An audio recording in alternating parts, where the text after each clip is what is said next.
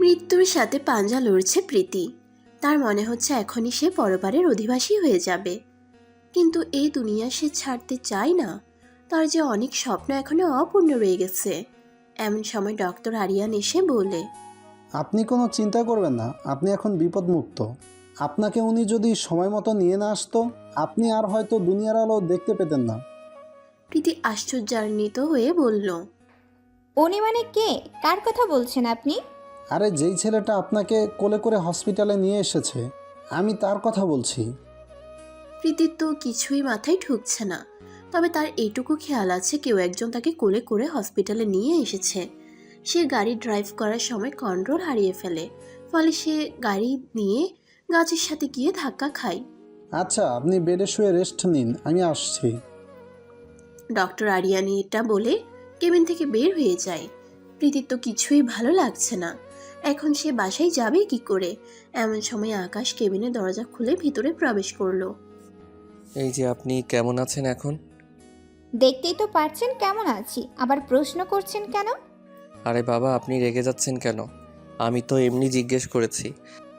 এমনি জিজ্ঞেস করবেন কেন? আর আপনি আমার কেবিনে কোন সাহসে প্রবেশ করেছেন? আরে ডক্টর বলল আপনি এখন বিপদমুক্ত, তাই আপনাকে দেখতে আসলাম। আর আমি সেই ছেলে যে আপনাকে হসপিটালে নিয়ে এসেছি। ও ডক্টর, তাহলে এত সময় আপনার কথাই বলছিল। আচ্ছা শুনেন, থ্যাংক ইউ আমাকে সঠিক সময়ে হসপিটালে নিয়ে আসার জন্য। আর শোনেন, আমার খুব খিদে পেয়েছে, কিছু খাবো আমি। আমাকে কিছু খেতে দিন। আচ্ছা ওয়েট, আমি এখনই ক্যান্টিন থেকে খাবার নিয়ে আসছি। অন্যদিকে প্রীতির বাবা মা তো টেনশনে শেষ। ওনাদের মেয়ে কোথায় চলে গেল? সেই সকালে বের হয়েছে, এখনো বাড়ি ফিরছে না। প্রীতির আম্মু তো কেঁদে কেটে চোখ লাল বানিয়ে ফেলেছে। বারবার বলছেন, এই প্রীতির আব্বু, আমার মেয়ে কোথায়? সে এখন আসছে না কেন? প্রীতির আব্বু চুপ করে আছে। ওনার মাথায়ও যেন কিছু ঢুকছে না। মেয়েটা তো এত সময় কখনো বাহিরে থাকে না, কিন্তু আজ কি হয়েছে যে এখনো বাড়ি ফিরছে না? দুপুর পেরিয়ে বিকেল হতে চলল। না, এভাবে আর বসে থাকলে চলবে না। তিনি লোক লাগিয়ে দেয় প্রীতির খোঁজ করার জন্য। অন্যদিকে আকাশ কি নাস্তা নিয়ে যাবে ওনার জন্য, ওর তো মাথায় কিছুই কাজ করছে না। পকেটেও টাকা নাই, আছে মাত্র 30 টাকা। এটা দিয়ে কি হবে? সে নিজেও তো না খেয়ে আছে। ধুর, আমার যা হবে হোক, ওনার জন্য এই টাকা দিয়ে কিছু কিনে নিয়ে যাই। এই যে দোকানদার মামা, হ্যাঁ মামা বলেন। ছোট একটা পাউরুটির প্যাকেট আর 2টা কলা দিন। দোকানদার আকাশের কথা মতো 1 প্যাকেট পাউরুটি আর 2টা কলা মিলিয়ে একটা প্যাকেট করে দেয়। সে নাস্তাগুলো নিয়ে আবার হসপিটালের কেবিনে ফিরে আসে। নাস্তার প্যাকেটটা প্রীতির দিকে এগিয়ে দিয়ে, এই যে নিন, এগুলো খেয়ে নিন। নাস্তার প্যাকেটটা খুলে তো প্রীতির মেজাজ খারাপ হয়ে যায়। রাগী স্বরে জিজ্ঞেস করে, এই যে এগুলো কি? কেন? পাউরুটি আর কলা। এই ছোট লোক, এগুলো কোনো খাবার? হ্যাঁ, তুই আমার জন্য এগুলো কি নিয়ে এসেছিস? এইসব পাউরুটি আর কলা তো আমার বাসার পোষা কুকুরগুলোকেও খেতে দেয় না, আর তুই আমার জন্য এইসব নিয়ে এসেছিস? কথাটা বলে খাবারের প্যাকেটটা আকাশের মুখের উপর ছুঁড়ে মারে প্রীতি। তারপর আবার বলে, যা, আমি এগুলো খাবো না, আমার জন্য ভালো কিছু নিয়ে আয়। আমার কাছে তো আর টাকা নেই। 30 টাকা ছিল শুধু, তা দিয়ে আপনার জন্য খাবার নিয়ে এসেছি। এই ছোট লোক, টাকা নেই কেন? না ইচ্ছে করে খরচ করছিস না? শোন, তোর টাকা আমি দিয়ে দেব। যা গিয়ে আমার জন্য ভালো কিছু নিয়ে আয়। সত্যি আমার কাছে কোনো টাকা নেই। এই কুত্তার বাচ্চা, তোর কত বড় সাহস? তুই আমার মুখের উপর কথা বলিস? আমি এত কিছু শুনতে চাই না। তুই এখন আমার জন্য খাবার নিয়ে আসবি, সেটা যেখান থেকেই হোক। আমি জানি না, আমার খিদে পেয়েছে, আমি খাবার খাবো। যা এখন আমার চোখের সামনে থেকে। আকাশ কি করবে কিছুই তো মাথায় কাজ করছে না। আসলো উপকার করতে, কিন্তু এখানে এসে সে উল্টো ফেসে গেছে। অপমানিত হতে হচ্ছে তাকে। তার কাছে আর একটা টাকাও অবশিষ্ট বাকি নেই। কি করবে সে? পরে হঠাৎ মাথায় কাজ করে তার তো একটা ফোন আছে। সে কেবিন থেকে বের হয়ে ডক্টরের কাছে যায়। ডক্টরকে বলে, ডক্টর সাহেব, আমার একটা ফোন আছে, সেটা আপনি রেখে দিন। আর আমায় কিছু টাকা দিন। আমার রোগীর নাকি খিদে পেয়েছে, ওনার জন্য খাবার নিয়ে যেতে হবে। পরে আপনাকে টাকা দিয়ে আমি আমার ফোন নিয়ে যাব। আল্লাহ, প্লিজ এইভাবে বলবেন না। আপনার ফোন আপনার কাছে রেখে দিন, আর এই যে নেন টাকা। 1000 টাকার একটা নোট ধরিয়ে দিয়ে, এটা দিয়ে ওনাকে ভালো কিছু কিনে খাওয়ান। আকাশের শরম লাগছে ডক্টর থেকে টাকা নিতে, কিন্তু কি করবে সেও যে নিরুপায়। প্রীতি যে বলেছে ভালো কিছু খাবার নিয়ে যেতে, না হয় আবার কথা শোনাবে তাকে। সে লাজ শরমের মাথা খেয়ে ডক্টরের কাছ থেকে টাকাটা নিয়ে প্রীতির জন্য ভালো কিছু খাবার নিয়ে যায়। আর ভাগ্যিস সরকারি হসপিটাল বলে বেঁচে গেছে, না হয়তো বিলটাও তার পরিশোধ করতে হতো। এই যে নিন আপনার ভালো খাবার। এই ছোট লোক, খাবারগুলো আমাকে দিচ্ছিস কেন? আমি কি নিজ হাতে খাবো নাকি? তাহলে তুই আমাকে খাইয়ে দিবি, আমি নিজ হাতে খেতে পারি না। আকাশ কি বলবে, তার মাথার মধ্যে কিছুই যেন কাজ করছে না। কারণ যে মেয়ে ছোট লোক বলে নিন্দা করছে আকাশকে, সেই মেয়েই বলছে ওকে খাইয়ে দিতে। ভাই রে, আজীব ক্যারেক্টার মেয়েদের, কখন কোন ভূত চাপে মাথার মধ্যে কিছুই বুঝে আসে না। ছোট লোক বলে আবার তার হাতে খেতেও চায়। বাদ দিয়ে সেসব কথা, হাতটা ধুয়ে প্রীতিকে খাইয়ে দিচ্ছে আকাশ। প্রীতি একদম ছোট বাচ্চাদের মতো করে হেলে দুলে খাবার খাচ্ছে, আর ঠিক মতো খেতেও পারছে না। মুখের আশেপাশে ভরিয়ে ফেলেছে। ওর এই অবস্থা দেখে আকাশ হাসবে না কাঁদবে বুঝতে পারছে না। মনে মনে আকাশ বলে, আল্লাহ, একদম বাচ্চা মেয়ের মতো মন মানসিকতা ওনার মধ্যে। এই যে আমি আর খাবো না, আমার পেট ভরে গেছে। আচ্ছা ঠিক আছে। প্রীতিকে খাইয়ে দিয়ে অবশিষ্ট কিছু খাবার বেঁচে গিয়েছে, সেগুলো নিজে খেয়ে নিল।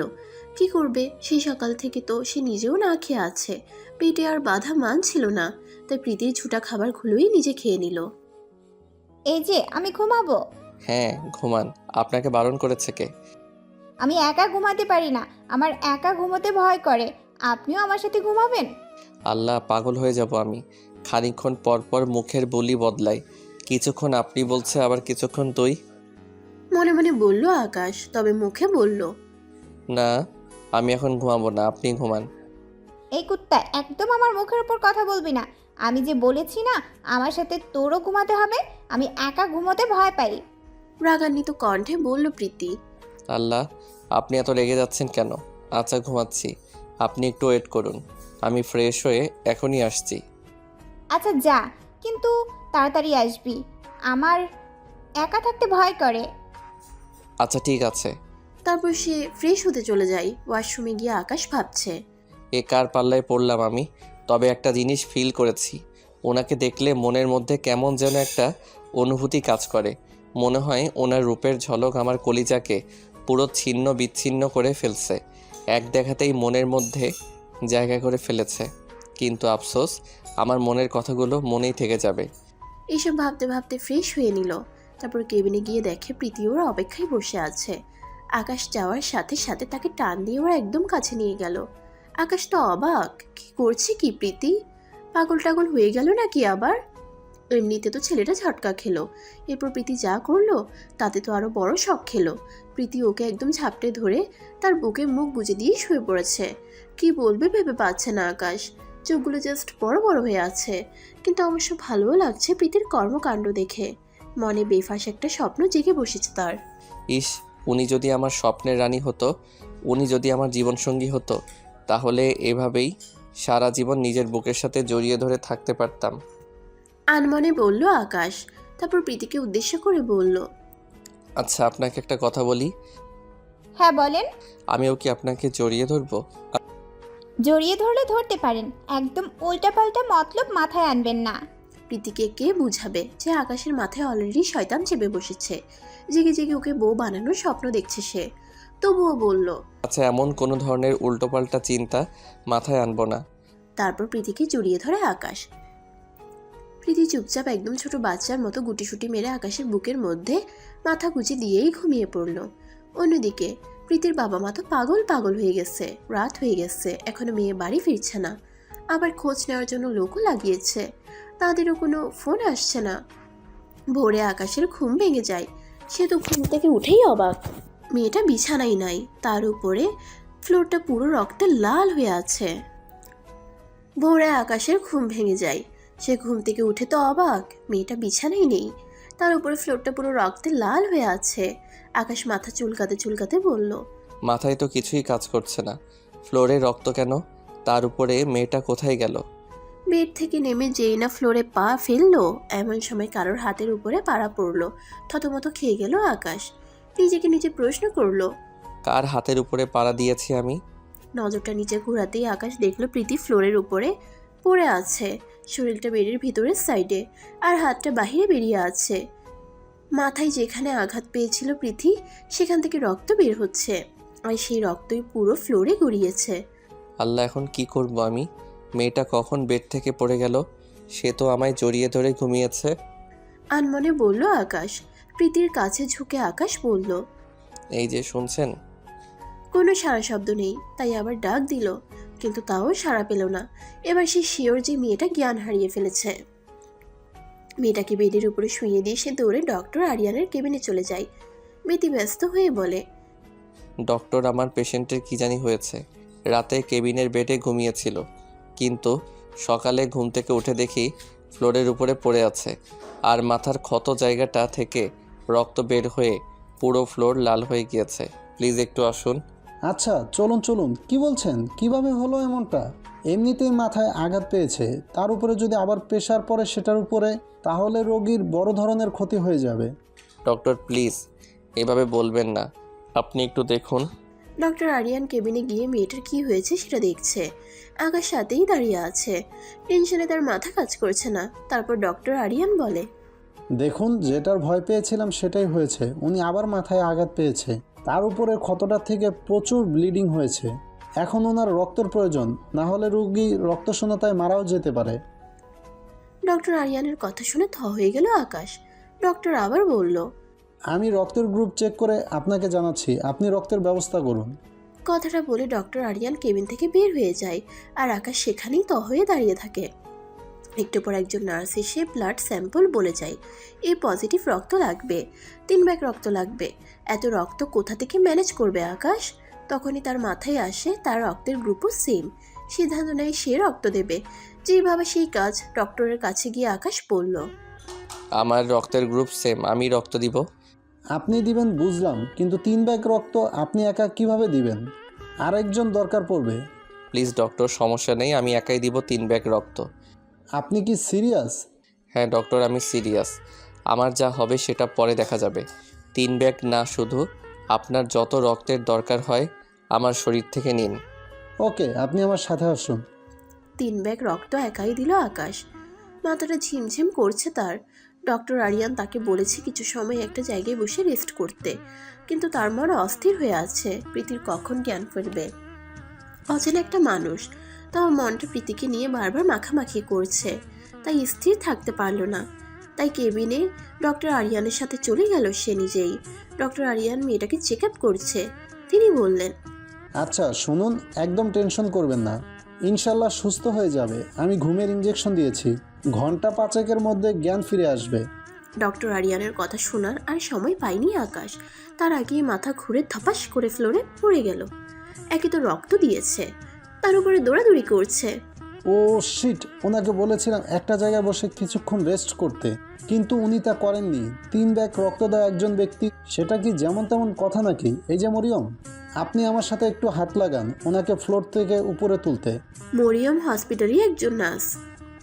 আকাশকে বেডে তুলে ডাক্তার মরিয়মকে উদ্দেশ্য করে বলল, আপনি এখন কন্টিনিউ এই কেবিনে থাকবেন, বাকি কোনো কেবিনে যাওয়ার দরকার নেই, কারণ রোগীর সাথে যিনি ছিলেন তিনিও এখন রোগী হয়ে গিয়েছে। ওনাদের দেখাশোনা করার জন্য একজন মানুষ স্টিল দরকার। জ্ঞান ফেরার পর চোখ খুলে আকাশকে দেখলো প্রীতি তার মাথার পাশে বসে কান্না করছে। কিন্তু কেন? অন্যদিকে নার্স প্রীতিকে বৃথা সান্ত্বনা দেওয়ার চেষ্টা করছে। শোয়া থেকে উঠে বসলো আকাশ। আকাশের জ্ঞান ফিরেছে দেখতে পেয়ে প্রীতি বলল, এই যে এখন কেমন লাগছে আপনার? কথাটা বলেই প্রীতি জড়িয়ে ধরলো আকাশকে। আকাশ আর উত্তর দেবার সুযোগ পেল না। থমথমে কণ্ঠে সে বলল, কেন? কেমন লাগবে আমার? আর কি হয়েছিল আমার? নার্স বলে উঠল, আপনি মাথা ঘুরে পড়ে গিয়েছেন। সকালবেলায় রোগীকে রক্ত দিয়ে এসে 6 ঘন্টা যাবৎ আপনার জ্ঞান ছিল না। তখনই সকালের কথা মনে পড়লো আকাশের। আল্লাহ, কি বলছে সবাই এসব? তার তো কিছুই মনে নেই। দেওয়াল ঘড়িটার দিকে তাকিয়ে দেখলো 2টা বাজে। তার মানে সত্যিই 6 ঘন্টা তার জ্ঞান ছিল না। আর মেয়েটার জ্ঞান বা কখন ফিরলো? প্রীতি তখন আকাশকে জড়িয়ে ধরে ফুপিয়ে ফুপিয়ে কান্না করছে। এই যে আপনি কান্না করছেন কেন? এই কুত্তা, তোকে এত ব্যাগ রক্ত দিতে কে বলেছে? আর তোর যদি কিছু হয়ে যেত আমায় খাইয়ে দিত কে? আমার সাথে ঘুমাতো কে? আমার আব্বু আম্মু তো কেউ এখন নাই। এখন তো তুই আমার সব। যখন জ্ঞান ফিরেছে তখন নার্স বলল তুই আমায় 3 ভাগ রক্ত দিয়েছিস। তাই নাকি তোর মাথায় চক্কর এসেছে? এই তুই এমনটা কেন করতে গেলি হ্যাঁ? এই যে প্লিজ আপনি একটু শান্ত হন। এমনিতে আপনার মাথায় আঘাত লেগেছে, বেশি চিৎকার চেঁচামেচি করলে আপনার ক্ষতি হবে। আর আমাকে নিয়ে টেনশন করবেন না একদম, আমি ঠিক আছি। আচ্ছা ঠিক আছে, আর চেঁচাবো না, কিন্তু আচ্ছা ওয়েট, আমি বাহির থেকে খাবার নিয়ে আসছি। উঠে ফ্রেশ হয়ে নিল আকাশ। ওরা হসপিটালের ক্যান্টিন থেকে কিছু খাবার নিয়ে কেবিনে ফিরে আসলো আর মনে মনে ডক্টরকে থ্যাঙ্কস জানালো। ভাগ্যিস তিনি আকাশকে কিছু টাকা দিয়েছিল, না হয় কি যে করতো আল্লাহ জানেন। কেবিনে ফিরে গিয়ে সে প্রীতিকে খাইয়ে দিল, তারপর নিজেও খেয়ে নিল। এভাবে আরও 3 দিন হসপিটালে ছিল তারা। মেয়েটার সমস্ত দেখাশোনা আকাশ একা করেছে, কোনো কমতি রাখেনি।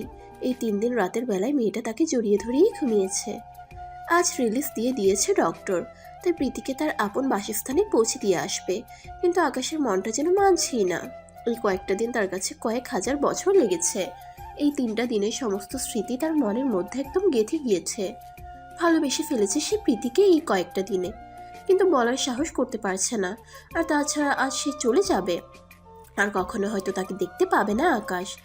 সারা জীবন প্রীতিকে ঘিরে ভালোবাসা নামক অনুভূতিটা নিয়েই বেঁচে থাকবে সে। এসব ভাবছে আর চোখের কোণ বেয়ে জল গড়িয়ে পড়ছে। এই যে কোথায় আপনি? আমায় কখন দিয়ে আসবেন আমার বাড়িতে? চোখটা মুছে নিল আকাশ, যাতে করে চোখের পানিগুলো না দেখতে পায় প্রীতি। তারপর বলল, এই তো এখনই চলুন। তারপর মেয়েটাকে নিয়ে রওনা দিল ওর বাড়ির উদ্দেশ্যে। আচ্ছা একটা কথা বলবো আপনাকে। হ্যাঁ অবশ্যই। আপনি না অনেক ভালো একটা মানুষ। আপনার মতো মানুষের তুলনা হয় না। কত পাগলামো করেছি আপনার সাথে, কিন্তু আপনি কিছুই বলেননি। নিজের হাতে খাইয়ে দিয়েছেন, রাতে আপনাকে সাথে নিয়ে ঘুমিয়েছি। এগুলো সারাটা জীবন আমার মনে থাকবে। আর আমায় ক্ষমা করে দিবেন, অনেক সময় রেগে গিয়ে তুই তুকারিও করেছি। আরে না, কি বলছেন এসব? আপনার উপরে কোনো রাগ নেই আমার। একটা মানুষের উপকার করতে পেরেছি, এতেই আমি খুশি। আর আমারও আপনাকে ঘিরে সমস্ত স্মৃতিগুলো সারা জীবন মনে থাকবে। মেয়েটা আকাশের কথা শুনে তার মুখের দিকে তাকিয়ে আছে। তা দেখে আকাশ আনমনে বলল, ধুর বেফাস, এটা কি বলে ফেললাম। আচ্ছা আপনার নামটাই তো জানা হলো না। আমার নাম প্রীতি, আপনার? আমার নাম আকাশ। দুজনে কথা বলতে বলতে গন্তব্যে চলে আসে। ভিতর থেকে বারবার কলিজাটা খালি মোচড় দিচ্ছে আকাশের। আর হয়তো মেয়েটাকে দেখতে পাবে না সে। গাড়ির আওয়াজ শুনতে পেয়ে অনেকগুলো মানুষ বাসার ভিতর থেকে বেরিয়ে আসে। প্রীতিকে দেখতে পেয়ে সবাই তো মহা খুশি। একজন এসে প্রীতিকে জড়িয়ে ধরে বলল, মা আমার, কোথায় চলে গিয়েছিলি আমাদের ছেড়ে তুই? আম্মু বাসায় গিয়ে বলছি। এই ছেলেটাকে, আর তোর মাথায় ব্যান্ডেজ কেন? আমি বুঝতে পারছি এতদিন এই ছেলেটা হয়তো তোকে জিম্মি করে রেখেছে। দাঁড়াও, ওর ব্যবস্থা করছি। এই তোরা দাঁড়িয়ে কি দেখছিস? বেটাকে মেরে আধমরা করে রাস্তার মাঝে ফেলে রেখে আয়। আর প্রীতিরাম্মু, তুমি মেয়েকে নিয়ে ঘরে যাও। আব্বু প্লিজ, তুমি ভুল বুঝছো, ও তেমন কিছুই করেনি। এই তুই আমাকে শিখাতে আসিস না, আমি জানি এই ছেলেই তোর সাথে কিছু করেছে। লোকগুলো আকাশকে উড়াধুরা মারতে আরম্ভ করে। আকাশকে মারতে মারতে মাটিতে ফেলে দিয়েছে। মুখ দিয়ে অনবরত রক্ত বের হতে শুরু করে। বারবার ওদের কাছে মিনতি করে বলছে, প্লিজ আমি এমন কিচ্ছু করিনি, আপনারা আমায় মেরেন না। কিন্তু কে শুনে কার কথা? ওরা মারতে মারতে তো পুরো শরীর ফাটিয়ে ফেলে। শরীরের বিভিন্ন অঙ্গ থেকে ফেটে ফেটে রক্ত বের হচ্ছে।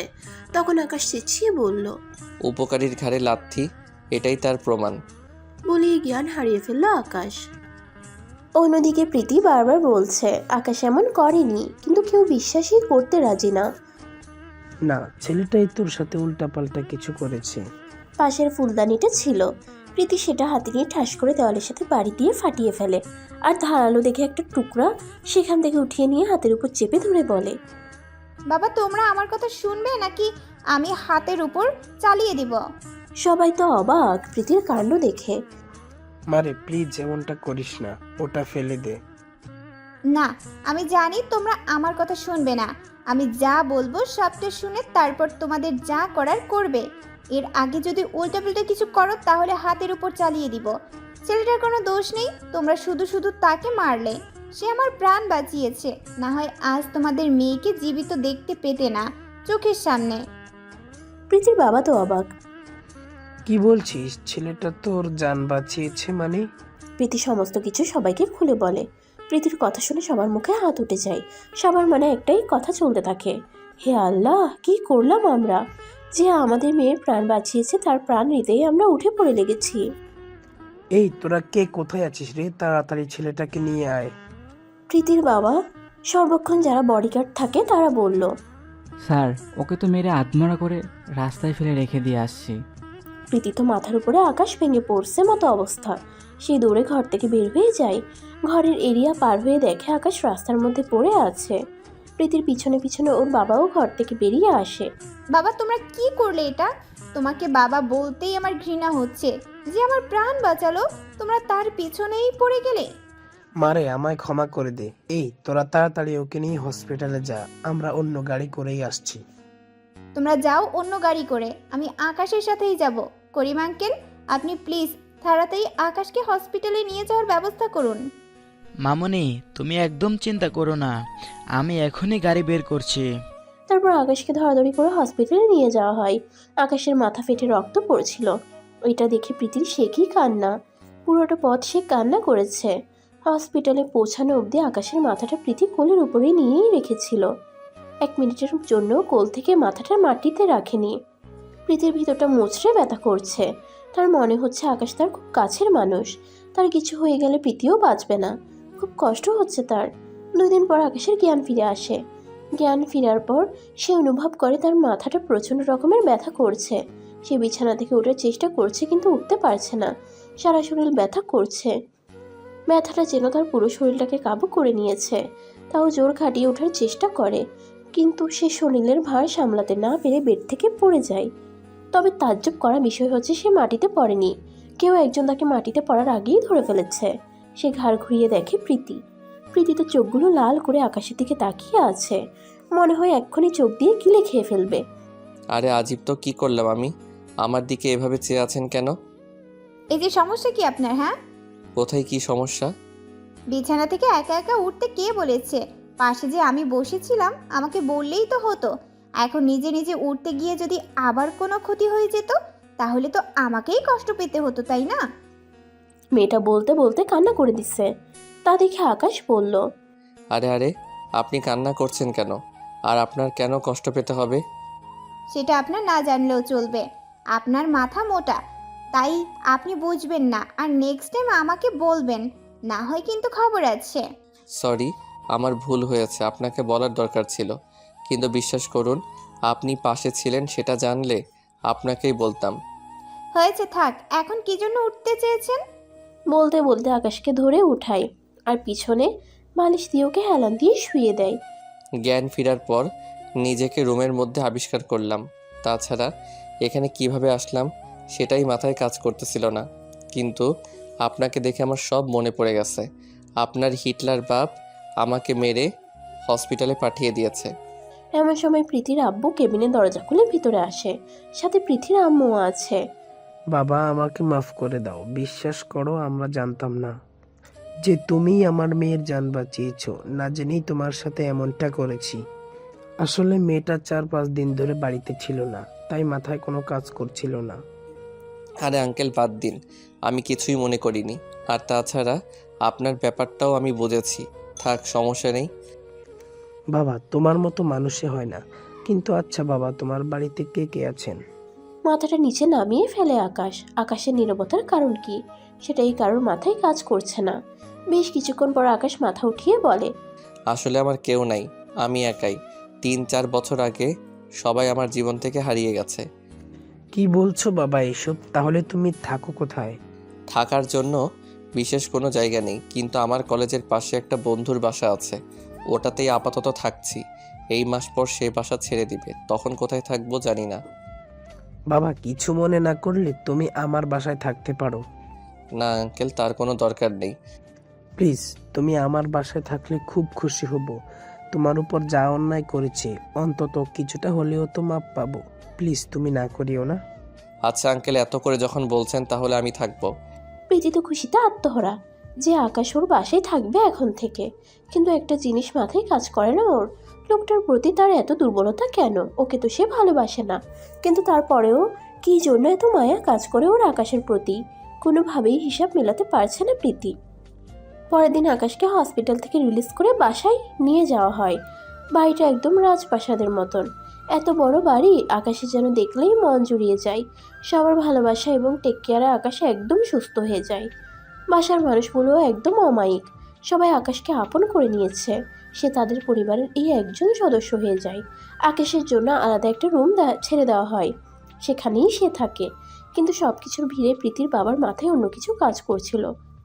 আকাশের চলাফেরা আর কার্যকলাপ দেখে তিনি আকাশের উপর ফিদা হয়ে যান। তিনি এমন একজন মানুষই তার মেয়ের জন্য খুঁজছিলেন। মনে হয় তিনি পেয়ে গেছেন। আকাশ নিজের রুমের মধ্যে শুয়ে আছে আর মনে মনে ভাবছে, আল্লাহ, আমার অতীত যদি আমার সামনে চলে আসে। তার মনে একটাই ভয়, সে কে সেটা যদি মানুষ জেনে যায় তাহলে প্রীতির পরিবারও হয়তো তাকে বাসা থেকে বের করে দেবে।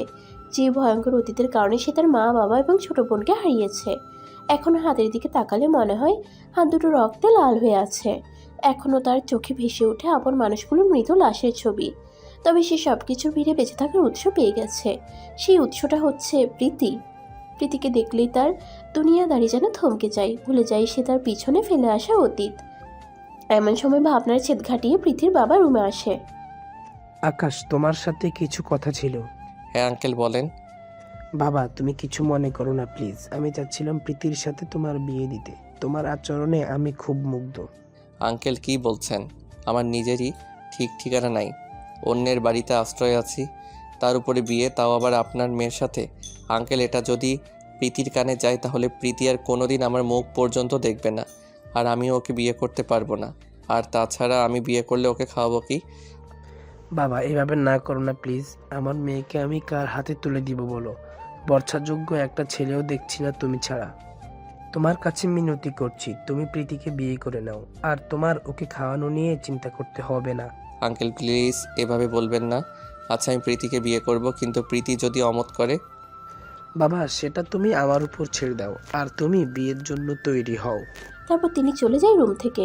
প্রীতির আব্বু সমস্ত কথা যেন আকাশের মাথার উপর দিয়ে গেল। তবে সে ভীষণ খুশি যে প্রীতি তার হবে। কিন্তু ঝামেলা একটাই, প্রীতি যদি তাকে ভুল বুঝে। আনমনে সে বলল, ধুর, এত কিছু ভাবছি কেন? আমি তো নিজ থেকে বলিনি, ওর বাবাই আমাকে অফার করেছে। অনেক রাত হয়েছে, এসব ভাবতে ভাবতেই সে ঘুমিয়ে পড়ে। সকালবেলা ঘুম থেকে উঠে নিচে যায়। নিচে গিয়ে সে লক্ষ্য করে ডেকোরেশনের লোক ফুল দিয়ে পুরো বাড়িটা সাজাচ্ছে। কিছুই তো মাথায় ঢুকছে না তার। বাড়িতে কি কোনো অনুষ্ঠান হবে নাকি? এমন সময় প্রীতির আব্বু এসে বলে, বাবা, তুমি নিজের মতো প্রিপারেশন নাও। পরশু প্রীতির সাথে তোমার বিয়ে ফিক্সড করেছি। ওনার কথা শুনে জাস্ট চোখ দুইটা কপালে উঠে গেছে আকাশের। আল্লাহ, কি বলছে এইসব? কাল বাদে পরশু বিয়ে, আর তাছাড়া প্রীতি এত সহজেই মেনে গেল? আকাশের ভাবনার অবসান ঘটিয়ে প্রীতির বাবা বলতে শুরু করেন, এই ছেলে, আমি বলেছিলাম না যে প্রীতির ব্যাপারটা আমার উপর ছেড়ে দাও? দেখলে সে রাজি হয়ে গেছে। মনে মনে আকাশ বলল, যাক, ভালো হয়েছে, এবার ভালোবাসার মানুষটা নিজের হবে। এসব ভেবে মুচকি মুচকি হাসছে সে। প্রীতির বাবা আকাশের দিকে তাকিয়ে মুচকি একটা হাসি দিয়ে আচ্ছা থাকো, অনেক কাজ করতে হবে। তারপর তিনি চলে গেলেন। আজ আকাশ প্রীতির বিয়ে, কিন্তু একটা জিনিস আকাশের মাথায় কাজ করছে না, যে প্রীতি এই 2 দিনে তার সামনে একবারও আসলো না কেন? অন্য সময় রোজ তাদের 3 থেকে 4 বার কথা হয়, কিন্তু এই 2 দিনে প্রীতি তার সামনে একবারও আসেনি। কথা বলা তো দূরেই থাক। ভালোই ভালোই ওদের বিয়েটা হয়ে গেল। বাসর ঘরের সামনে দাঁড়িয়ে আছে আকাশ। খুব ভয় করছে তার। বাসর ঘরে ঢুকলে আল্লাহ জানে কি হবে। তবে একটা জিনিসে খুব খুশি সে, যে তার ভালোবাসার মানুষটাকে নিজের করে পেয়েছে সে। আর বাসর ঘরে যে বসে আছে সে তার মনের মানুষ। মনের ভয়কে জয় করে বাসর ঘরের দরজা ঠেলে ভিতরে ঢুকলো আকাশ।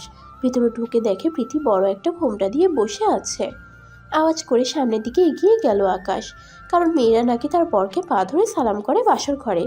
কিন্তু প্রীতি এমন কিছুই করলো না। যাক, আকাশও এসব লাইক করে না, পা ধরে সালাম টালাম করাতে আর কি। আস্তে আস্তে গিয়ে খাটের উপরে বসলো সে। প্রীতির কোনো সারা শব্দ নেই। কেমন যেন একটা আনিজি লাগছে আকাশের। তার উপরে মেয়েটাও কথা বলছে না। নীরবতা ভেঙে নিজেই বলল, প্রীতি, ঘোমটাটা সরাও। তাও রেসপন্স নেই। তাই নিজেই হাত দিয়ে ওর মুখ থেকে ঘোমটাটা সরিয়ে নিল। ঘোমটাটা সরিয়ে যা দেখলো তাতে তো চোখগুলো কপালে উঠে গেল। প্রীতির চোখগুলো আগুনের মতো লাল বর্ণ ধারণ করে আছে। প্রীতিকে দেখে আর বুঝতে বাকি রইল না যে মেয়েটা অনেক কেঁদেছে, কিন্তু কেন সেটা দেখে আকাশ বলল, এই প্রীতি, কি হয়েছে তোমার? তোমার চোখ মুখ এমন ফোলা দেখাচ্ছে কেন? নিশ্চয়ই তুমি কেঁদেছো। দেখি কি হয়েছে, আমাকে বলো। প্রীতি ঠাস করে একটা থাপ্পড় বসিয়ে দেয় আকাশের গালে। এই ছোট লোকের বাচ্চা, তুই কোন সাহসে আমার গায়ে স্পর্শ করেছিস? তোকে সাহস কে দিয়েছে? আকাশ তাজ্জব বনে গেল। প্রীতির আচরণ দেখে ভাবলো, কি এমন করলাম যে সে আমায় থাপ্পড় মারলো? চুপ করে আছে সে, মুখ দিয়ে কোনো কথা বের হচ্ছে না। প্রীতির কাছ থেকে এমনটা কখনো আশা করেনি সে। কিরে ছোট লোক, কথা বলছিস না কেন? গায়ে হাত দিয়েছিস কোন সাহসে? গায়ে হাত দিতে আবার সাহস লাগবে নাকি? তুমি তো আজ থেকে আমার বউ, অন্য কোনো অবলা নারী না। এই ছোট লোক, তোর তো দেখছি মুখ ফুটে গেছে। কার বউ? কিসের বউ? তোর মতো ছোট লোকের বউ হব আমি? আমাকে কি কুকুরে কামড়াইছে নাকি? বাবা আমায় কসম দিয়েছে তোকে বিয়ে করতে, তাই বাবার কসমের জন্য তোকে বিয়ে করেছি। তোর মতো ছোট লোককে আমি কখনোই বর মানব না। প্রীতি, আমি জানি না তুমি যে তোমার বাবার কসমের জন্য আমায় বিয়ে করেছো, কিন্তু এটা তো সত্যি, তাই না, যে তোমার আমার বিয়ে হয়েছে? আমরা দুজন এখন স্বামী স্ত্রী। প্রীতি আরো দুটো থাপ্পড় বসিয়ে দেয় আকাশের গালের মধ্যে। তোর সাহস তো কম না? তোকে একবার বলেছি না আমি এই বিয়ে মানি না, আর তোকে বর হিসেবেও মেনে নেওয়ার তো প্রশ্নই আসে না। তারপরেও কিসের স্বামী স্ত্রী রে? তার উপরে আবার তুমি করে বলছিস, সাহস তো অনেক বেড়ে গেছে। প্রীতি, তুমি এমন কেন করছো? তো কেমন করব? তুই কি মনে করেছিস তোর মতো ছ্যাঁচড়াকে আমি মেনে নেব? আর তোকে তো এখন আমার লোভী মনে হচ্ছে। বাবা বলেছে আমায় বিয়ে করতে, অমনি তুইও রাজি হয়ে গেলি লেজ গুটিয়ে বিয়ে করার জন্য। তোদের মতো ছোট লোকদের আসলেই করুণা করতে নেই। না হয় আজ এই দিন দেখতে হতো না। আমার চোখের সামনে থেকে দূর হ ছোট লোক তুই। মন খারাপ করে বাসর ঘর ছেড়ে বারান্দায় চলে গেল আকাশ। কি করবে, কপালে বই নিয়ে এসেছে অপমান আর লাঞ্ছনা। মানুষের কত স্বপ্ন থাকে বাসর ঘর নিয়ে, বউয়ের সাথে গল্প করবে, দুজন দুজনের সুখ দুঃখগুলো ভাগাভাগি করে নিবে। তার তো এমন কিছু হওয়া দূরের কথা, রুমে পর্যন্ত জায়গা মিলল না। চোখ থেকে টপ টপ করে পানি ঝরে পড়ছে। পরিবেশ কত সুন্দর, চাঁদের আলো একদম মুখে এসে পড়ছে। দেখতেই বোঝা যাচ্ছে চাঁদ মামা আজ সেই খুশি, তাই সে নিজেও ইচ্ছে মতো রশ্মি ছড়িয়ে বেড়াচ্ছে। ছাদের দিকে এক নজরে তাকিয়ে আছে আকাশ। তখনই মনের মধ্যে কোনো এক অজানা অনুভূতি কাজ করছিল। ইস, প্রীতি যদি তাকে মেনে নিত, তাহলে এখন দুজনে মিলে জ্যোৎস্না বিলাস করতে পারত। ঠিক তখনই চাঁদটা মেঘের গায়ে ঠেকে গেল। আকাশ আনমনে বলল, বাহ চাঁদ মামা, তুমিও আমার থেকে মুখ ফিরিয়ে নিলে। মনটা আরও খারাপ হয়ে গেল। ঠিক সেই সময় একজন পিছন থেকে পাঞ্জাবির কলার ধরে হ্যাঁচকা টান দিল। পিছনে ফিরেই তো অবাক। এই কুত্তা, তোর কত বড় সাহস? তুই আমাকে একা একা রুমের মধ্যে রেখে এখানে এসে দাঁড়িয়ে আছিস? তুমি তো বললে তোমার চোখের থেকে দূর হয়ে যেতে। হ্যাঁ বলেছি, কিন্তু তুই জানিস না যে আমার একা একা থাকতে ভয় করে? এই বলে প্রীতি তার কলার ধরে টানতে টানতে রুমের মধ্যে নিয়ে গেল আকাশকে। আকাশ মনে মনে ভাবছে, কি করছে কি মেয়েটাও, আমার কলার ধরে এভাবে টেনে নিয়ে যাচ্ছে কেন? তারপর প্রীতি আকাশকে রুমের মধ্যে নিয়ে গিয়ে ধাক্কা দিয়ে খাটের উপরে ফেলে দেয়, আর সেও তার গায়ের উপর ঝাঁপিয়ে পড়ে। একদম আকাশের বুকের মধ্যেখানে মাথা রেখে শক্ত করে জড়িয়ে ধরে। ওর এমন কর্মকাণ্ড দেখে তো চোখগুলো কপালে উঠে গেছে আকাশের। যে মেয়ে তাকে স্বামী হিসেবেই মানে না, সে আবার তাকে এভাবে জড়িয়ে ধরে আছে কেন? এই কি করছেন আপনি? কেন কি করছিস? চোখে দেখছিস না?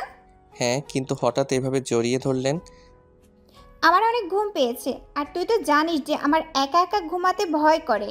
তা বুঝলাম, আমায় পাশে রাখলেই তো পারতেন, কিন্তু এভাবে জড়িয়ে ধরলেন। এই তুই এত পক পক করছিস কেন রে? জড়িয়ে ধরেছি দেখে কি তোর জাত গেছে নাকি? আমার কারণে আমি তোকে জড়িয়ে ধরেছি। তুই তো ছোট লোক, আর তোর মন মানসিকতা আর কত ভালো হবে। রাতের বেলায় এসে আমার সাথে উল্টাপাল্টা কখন কি করে বসবি তার কোনো ঠিক নাই। তাই এক কাজে দুই কাজ সেরে ফেললাম। তোকে সারা রাত এভাবে জড়িয়ে ধরে ঘুমাবো, তাহলে তুই আর আমার সাথে খারাপ কিছু করতে পারবি না। বিশ্বাস করেন রাসেল ভাই, প্রীতির কথা শুনে মনে হচ্ছিল এখনই মাটি ফেটে ভিতরে ঢুকে যাই। এটা কি মেয়ে নাকি অন্য কিছু আল্লাহ জানে। একদম পুরো তার ছিঁড়া। আমাকে শক্ত করে জড়িয়ে ধরেছে খালি এই জন্য, আমি যাতে তার সাথে খারাপ কিছু করতে না পারি। কতটা বুদ্ধিমান হলে মানুষ এমনটা বলতে পারে? তবে সব কিছুর ভিড়ে মেয়েটার একটা জিনিস আমার খুবই পছন্দ, ওর বাচ্চামি স্বভাবগুলো। ওর বাচ্চা বাচ্চা কথাগুলো শুনলে ইচ্ছে করে চুমু দিয়ে কপালটা লাল করে দেই। মেয়েটা বুকের মধ্যে মাথা রেখে কখন যে ঘুমিয়ে গেছে বলতেই পারি না।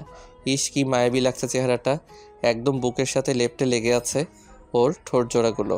ওর ঘুমন্ত চেহারাটা দেখে ইচ্ছে করছে ওর কপালে কয়েকটা ভালোবাসার পরশ এঁকে দিতে, কিন্তু ওর যে মেজাজ, একবার যদি জানতে পারে আমি ঘুমন্ত অবস্থায় ওকে চুমু দিয়েছি আমাকে জমের কাছে পাঠিয়ে দেবে। কিন্তু মন যে বাধা মানছে না, ওর ঘুমন্ত চেহারাটা বারবার আমাকে যে ওর কাছে টানছে। ধুর, এত ভেবে লাভ নেই, যা হবে পরে দেখা যাবে, আগে চুমু দিয়ে নেই। যেই ভাবা সেই কাজ। প্রীতির কপালে কয়েকটা চুমু এঁকে দিলাম। হুট করে প্রীতি আমার গালে ঠাস করে থাপ্পড় বসিয়ে দেয়, আর ঘুমের মধ্যেই পাগলের মতো আবোল তাবোল বলতে শুরু করে। এই তুই আমার কপালে চুমু দিয়েছিস কেন? ঠোঁটে কেন চুমু দিসনি? প্রীতির কথা শুনে আমি তো অবাক। তবা তবা মেয়ে বলে কি? প্রীতি আবার বলল, এই তুই এক্ষুনি আমার ঠোঁটে চুমু দে, আমার চুমু চাই, আমি চুমু খাবো। আল্লাহ, মেয়েটা ঘুমের ঘরে কী সব আবোল তাবোল বলতেছে। কী জন্য যে চুমু খেতে গেলাম। ধুর, সকালে উঠে যদি জানতে পারে আমি ওকে চুমু দিয়েছি তাহলে আমাকে গায়েব করে ফেলবে। কিন্তু আমার ধারণা ভুল প্রমাণ করে প্রীতি বলল, এই তুই এখনো চুমু দিচ্ছিস না কেন? না কামড়ে দিব তোর বুকের মধ্যে। আমি ভয় পেয়ে বললাম, না না দিচ্ছি, প্লিজ কামড়ে দিও না। প্রীতি আবার বলল, তাহলে ঠোঁটে চুমু খা আমার। আস্তে আস্তে প্রীতির ঠোঁটের দিকে অগ্রসর হতে থাকি। এক পর্যায়ে প্রীতির উষ্ণ ঠোঁট জোড়া নিজের দখলে করে নেই। আমার ভিতরে খুশিতে ফেটে যাচ্ছে। যাক, বউয়ের সাথে বাসর করতে না পারলে কি হবে, চুমু তো খেয়েছি, এতেই খুশি। কিন্তু কে জানতো বেশি খুশি হলে পরে বেজার হতে হয়। ঘুমের ঘরে প্রীতি হুট করে আমার ঠোঁট জোড়াকে কামড়ে দেয়। কামড় খেয়ে আমার রুহু তো যায় যায় অবস্থা। কামড় খেয়ে না পারছি চেঁচাতে, না পারছি চুপ করে থাকতে। ঠোঁট দিয়ে রক্ত বের হচ্ছে। শেষমেশ আর সহ্য করতে না পেরে আওয়াজ করে চেঁচিয়ে উঠলাম। আওয়াজ শুনে প্রীতি ঘুম থেকে উঠে যায়। প্রীতির ঘুম থেকে উঠা দেখে আল্লাহ, এখন তো আমি শেষ। ডাইনির ঘুম তো ভেঙে গেছে। প্রীতির রাগান্বিত লোক নিয়ে আকাশের দিকে তাকিয়ে আছে। এই তুই কি করলি আমার সাথে? আর তোর ঠোঁট দিয়ে কেন রক্ত বের হচ্ছে? কই কি করেছি? কিচ্ছু করিনি তো। নিজে কামড়ে রক্ত বের করে দিয়েছে, এখন আবার জিজ্ঞেস করছে রক্ত কেন বের হচ্ছে। না কিছু তো একটা হয়েছে।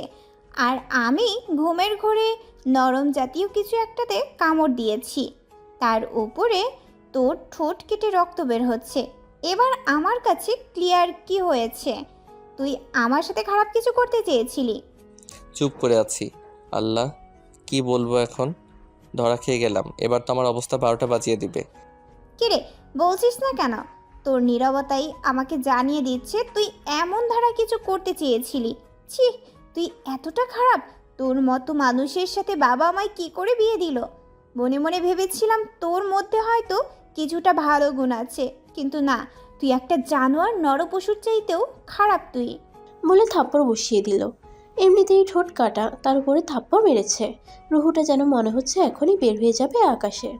তবে সত্যিটাই তো বলেছে, আমি ওর গালে কিস করতে চেয়েছিলাম। দাঁড়া, তোর ব্যবস্থা করছি। বলেই বুকের মধ্যে সজোরে একটা খামচি বসিয়ে দিল। আমার সাথে উল্টাপাল্টা করা, হ্যাঁ? এবার কেমন লাগে ছ্যাঁচড়া ছোট লোক কোথাকার? মুখটা লাল হয়ে গেছে খামচির কারণে। চুপ করে মাথাটা নিচের দিকে নামিয়ে রেখেছে আকাশ। আর কি বলবে, দোষটা তো তারই। এরপর আর যদি কখনো এমন উল্টাপাল্টা চিন্তা মাথায় আসে তাহলে তোর চোখ দুইটা আমি টেনে বের করে নিয়ে আসবো, মনে রাখিস কথাটা। আর এখন সর, ঘুমাবো আমি। এটা বলে আবার আকাশকে জড়িয়ে ধরে ওর বুকের মধ্যে মুখ গুজে দেয়। মেয়েটার এমন কর্মকাণ্ড দেখে কি বলবে ভেবে পাচ্ছে না আকাশ। এখনই কথা শোনালো, এখনই আবার বুকের মধ্যে মুখ গুজে দিয়ে ঘুমাচ্ছে। কিন্তু একটা জিনিস ভেবে মনটা খারাপ হয়ে আছে। বারবার খালি ভুল বুঝে যাচ্ছে আমাকে। তবে সে তো আমার বউ, একটু না হয় চুমু খেতে চেয়েছি, তাই বলে এইভাবে বুকের মধ্যে আঁচড় বসিয়ে দিবে? থাক, বাদ দিলাম। সবটাই আমার কপালে লেখা ছিল। এইসব নিয়ে ভাবছে তখনই প্রীতি বলে উঠল, এই তোর বুকটা তো অনেক লাল হয়ে গেছে রে। বাহ, অনেক সুন্দর কথা। নখ দিয়ে আঁচড় দিয়ে বলছে লাল হয়ে গিয়েছে। কিছুই বললাম না, চুপ করে আছি।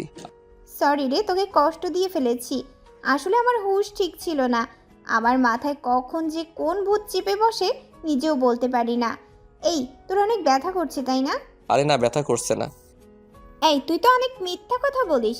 আমি জানি তোর অনেক ব্যথা করছে, একদম আগুনের মতো লাল হয়ে আছে জায়গাটা, আর তুই বলছিস ব্যথা করছে না। বলে আর কি হবে? কষ্ট পেলে তো আমার হচ্ছে, তোমার তো কিছু না। আমারও হচ্ছে রে, যদিও তোকে মেনে নিতে পারিনি, তবুও তোকে এইভাবে কষ্ট দেওয়ার আমার উচিত হয়নি। দাঁড়া, আদর করে দিচ্ছি। বলে আকাশের ক্ষত জায়গাতে তার উষ্ণ ছোটজোড়া দিয়ে অনেকগুলো চুমু দিয়ে বসে। মেয়েটার কর্মকাণ্ড দেখে আমি তো অবাক। এই আপনার মাথা কি নষ্ট হয়ে গেছে? আপনি কি করছেন? আপনার হুঁশ ঠিক আছে তো? হ্যাঁ, আমার হুঁশ ঠিক আছে। আমার তো মনে হচ্ছে না। আপনি তো আমাকে স্বামী হিসেবে মানেন না, তাহলে চুমু খেলেন যে? এই তুই চুপ থাক একদম। তোর এত কিছু শুনতে হবে না। তুই কে সেটা আমি ভালো করেই জানি। বিয়ে যেহেতু হয়েছে তাহলে তো তুই আমার স্বামী। আর চুপচাপ থাক প্লিজ, আমি ঘুমাবো। আচ্ছা ঘুমান। প্রীতি আমার বুকের মধ্যে মুখটা গুজে দিয়ে বাচ্চাদের মতন করে ঘুমিয়ে আছে, কিন্তু একটা জিনিস ভাবতেই মনটা খুশিতে লাফিয়ে উঠছে যে মেয়েটা আমাকে না মানলেও সেই বিয়েটাকে মেনে নিয়েছে। যাক, এইটুকুতেই খুশি আমি, আমার আর কিছু চাই না। এসব ভাবতে ভাবতে কখন যে ঘুমের রাজ্যে হারিয়ে গেছে সে নিজেও জানে না। সকালবেলা ঘুম ভাঙে কারোর ডাকে। মিটমিট করে চোখটা খুলে দেখে প্রীতি তাকে বিছানা ছেড়ে উঠতে বলছে। প্রীতি অনেকটা সময় হয়েছে ঘুম থেকে উঠেছে। সে প্রীতিকে দেখে বড় ধরনের একটা শক খায়। প্রীতি নীল কালারের একটা শাড়ি পরেছে, সাথে ম্যাচিং করে কাচের চুড়ি। আবার চুলগুলো ঘাড়ের এক সাইডে মেলে রেখেছে, যার থেকে চুয়ে চুয়ে পানি পড়ছে। তার মানে মেয়েটা সকাল সকাল গোসল করেছে। এটা দেখেই কোনো এক নেশার রাজ্যে হারিয়ে গেল। এক টান দিয়ে বুকের মধ্যে নিয়ে নিলাম প্রীতিকে। বুকের মধ্যে নিয়ে শক্ত করে জড়িয়ে ধরলাম নিজের বাহু ডরে। মেয়েটা হাত পা ছোটাছুটি করছে ওকে ছেড়ে দিতে, কিন্তু না, আমি তো ছাড়বো না। আমার তো নেশা লেগে গেছে প্রীতিকে এই অবস্থায় দেখে। ওকে ঘুরিয়ে খাটের উপরে রেখে হাত দুইটা শক্ত করে চেপে ধরলাম, যেন নড়াচড়া করতে না পারে। যদিও সে মেয়ে মানুষ, শক্ত করে চেপে ধরার প্রয়োজন নেই, কারণ আমার শক্তির সাথে পেরে উঠবে না। তাও রিস্ক নিলাম না। প্রীতি চোখগুলো লাল বর্ণ করে আকাশের দিকে তাকিয়ে আছে। মনে হচ্ছে এখনই চোখের মাধ্যমে আকাশকে গিলে খেয়ে ফেলবে। দূরে এত কিছু দেখে লাভ নেই। আমার বউ, আমি যা ইচ্ছা তাই করবো। আমার বউয়ের সাথে এতে কার কি? প্রীতির গা থেকে মাতাল করা একটা স্মেল নাকে ভেসে আসছে। এটার পর তো আরও পাগল হয়ে গেলাম। এবার আমায় আর আটকায় কে? প্রীতির ঠোঁটের উপরে নিজের ঠোঁট জোড়াকে বসিয়ে দিলাম। মেয়েটা গোঙাচ্ছে আর হাত পা ছোড়াছুড়ি করছে ওকে ছেড়ে দেওয়ার জন্য, কিন্তু কে ছাড়বে? মন না ভরা পর্যন্ত তো ওকে আর ছাড়বো না। পাক্কা 30 মিনিট পর প্রীতিকে ছেড়ে দিলাম। দুজনেই হাঁপাচ্ছি, কিন্তু প্রীতি আমার থেকে বেশি হাঁপাচ্ছে। সমস্ত কিছুর ভিড়ে ভুলেই গেছি যে গতকাল প্রীতি আমার ঠোঁটের 12টা বাজিয়ে দিয়েছে। প্রীতিকে ছাড়ার সাথে সাথে সে আমার গালের মধ্যে ঠাস ঠাস করে কষে কয়েকটা থাপ্পড় বসিয়ে দিল।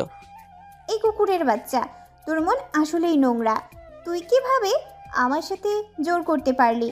তোর কি বিবেকে একটু বাধা দেয় না? প্রীতি, তোমাকে দেখে লোভ সামলাতে পারিনি। শাড়ি পরার কারণে একদম নেশাক্ত লাগছিল তোমাকে। হ্যাঁ, তাই বলে তুই আমার সাথে জোর করে? প্লিজ আমায় ক্ষমা করে দাও। আসলে তোমায় দেখে মাথা ঠিক ছিল না, তালগোল পাকিয়ে ফেলেছি। দেখে নিস, এর ফল ভালো হবে না। বলে প্রীতি হনহন করতে করতে রুম থেকে বেরিয়ে গেল। কি করলাম আমি এটা? দোষ করে এখন অনুতপ্ত হচ্ছি, কিন্তু আমার কি দোষ? সে আমার সামনে এভাবে আসলো কেন?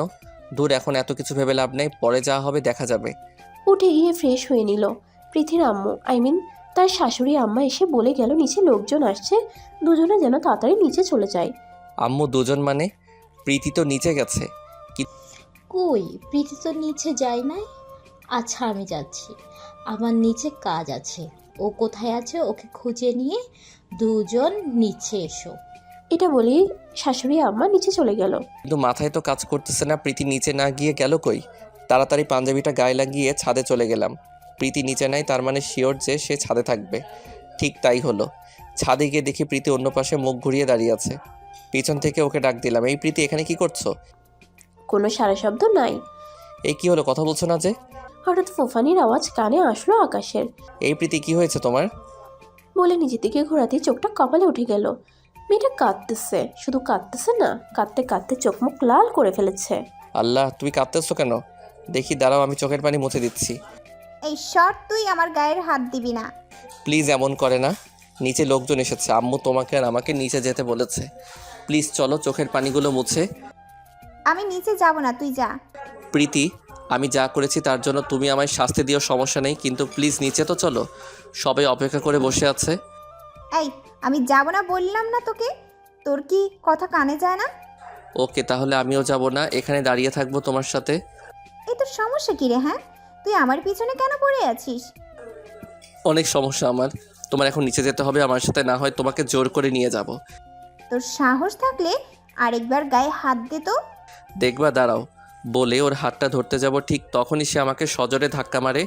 আমি টাল সামলাতে না পেরে পিছনে রডের উপরে গিয়ে আশ্রয় পড়ি। রডের মাথাটা আকাশের হাতের মধ্যে ঢুকে যায়। ভাগ্যিস পড়ে যাওয়ার আগে হাতটা সামনে এগিয়ে দিয়েছিল, না হয় তার বড় ধরনের ক্ষতি হয়ে যেত। একদম আকাশের পেটের একদিক দিয়ে ঢুকে অপর প্রান্ত দিয়ে বের হয়ে যেত। আকাশ বোকার মতো হাঁ হয়ে তাকিয়ে আছে প্রীতির দিকে। প্রীতি কী করলো এটা? এখন যদি বড় কোনো দুর্ঘটনা ঘটে যেত তাহলে কি হতো সে একবারও কি কল্পনা করেছে? না, মেয়েটার আচরণ দিন দিন অনেকটা পরিবর্তন হয়ে যাচ্ছে। আকাশ মনে মনে বলল, ওয়েট, ঠিক আছে, তুমি যেহেতু আমাকে সহ্য করতে পারো না তাহলে তোমার ধারে কাছে আর ঘেসবো না। প্রীতিকে কিছু না বলে চুপচাপ ছাদ থেকে নেমে এলো আকাশ। হাত দিয়ে রক্ত পড়ছে, তবে খোদা বাঁচিয়েছে, বড় ধরনের কোনো ক্ষতি হয়নি। হাতটা ওয়াশ করে সাময়িকের জন্য ব্যান্ডেজ মুড়িয়ে দিল। সে চুপচাপ বসে আছে রুমের মধ্যে। শাশুড়ি নিচে যেতে বলেছে, কিন্তু কীভাবে যাবে? প্রীতি তো এখনও নিচে নামেনি। কথাটা ভাবতে না ভাবতেই প্রীতি ছাদ থেকে নিচে নেমে এলো।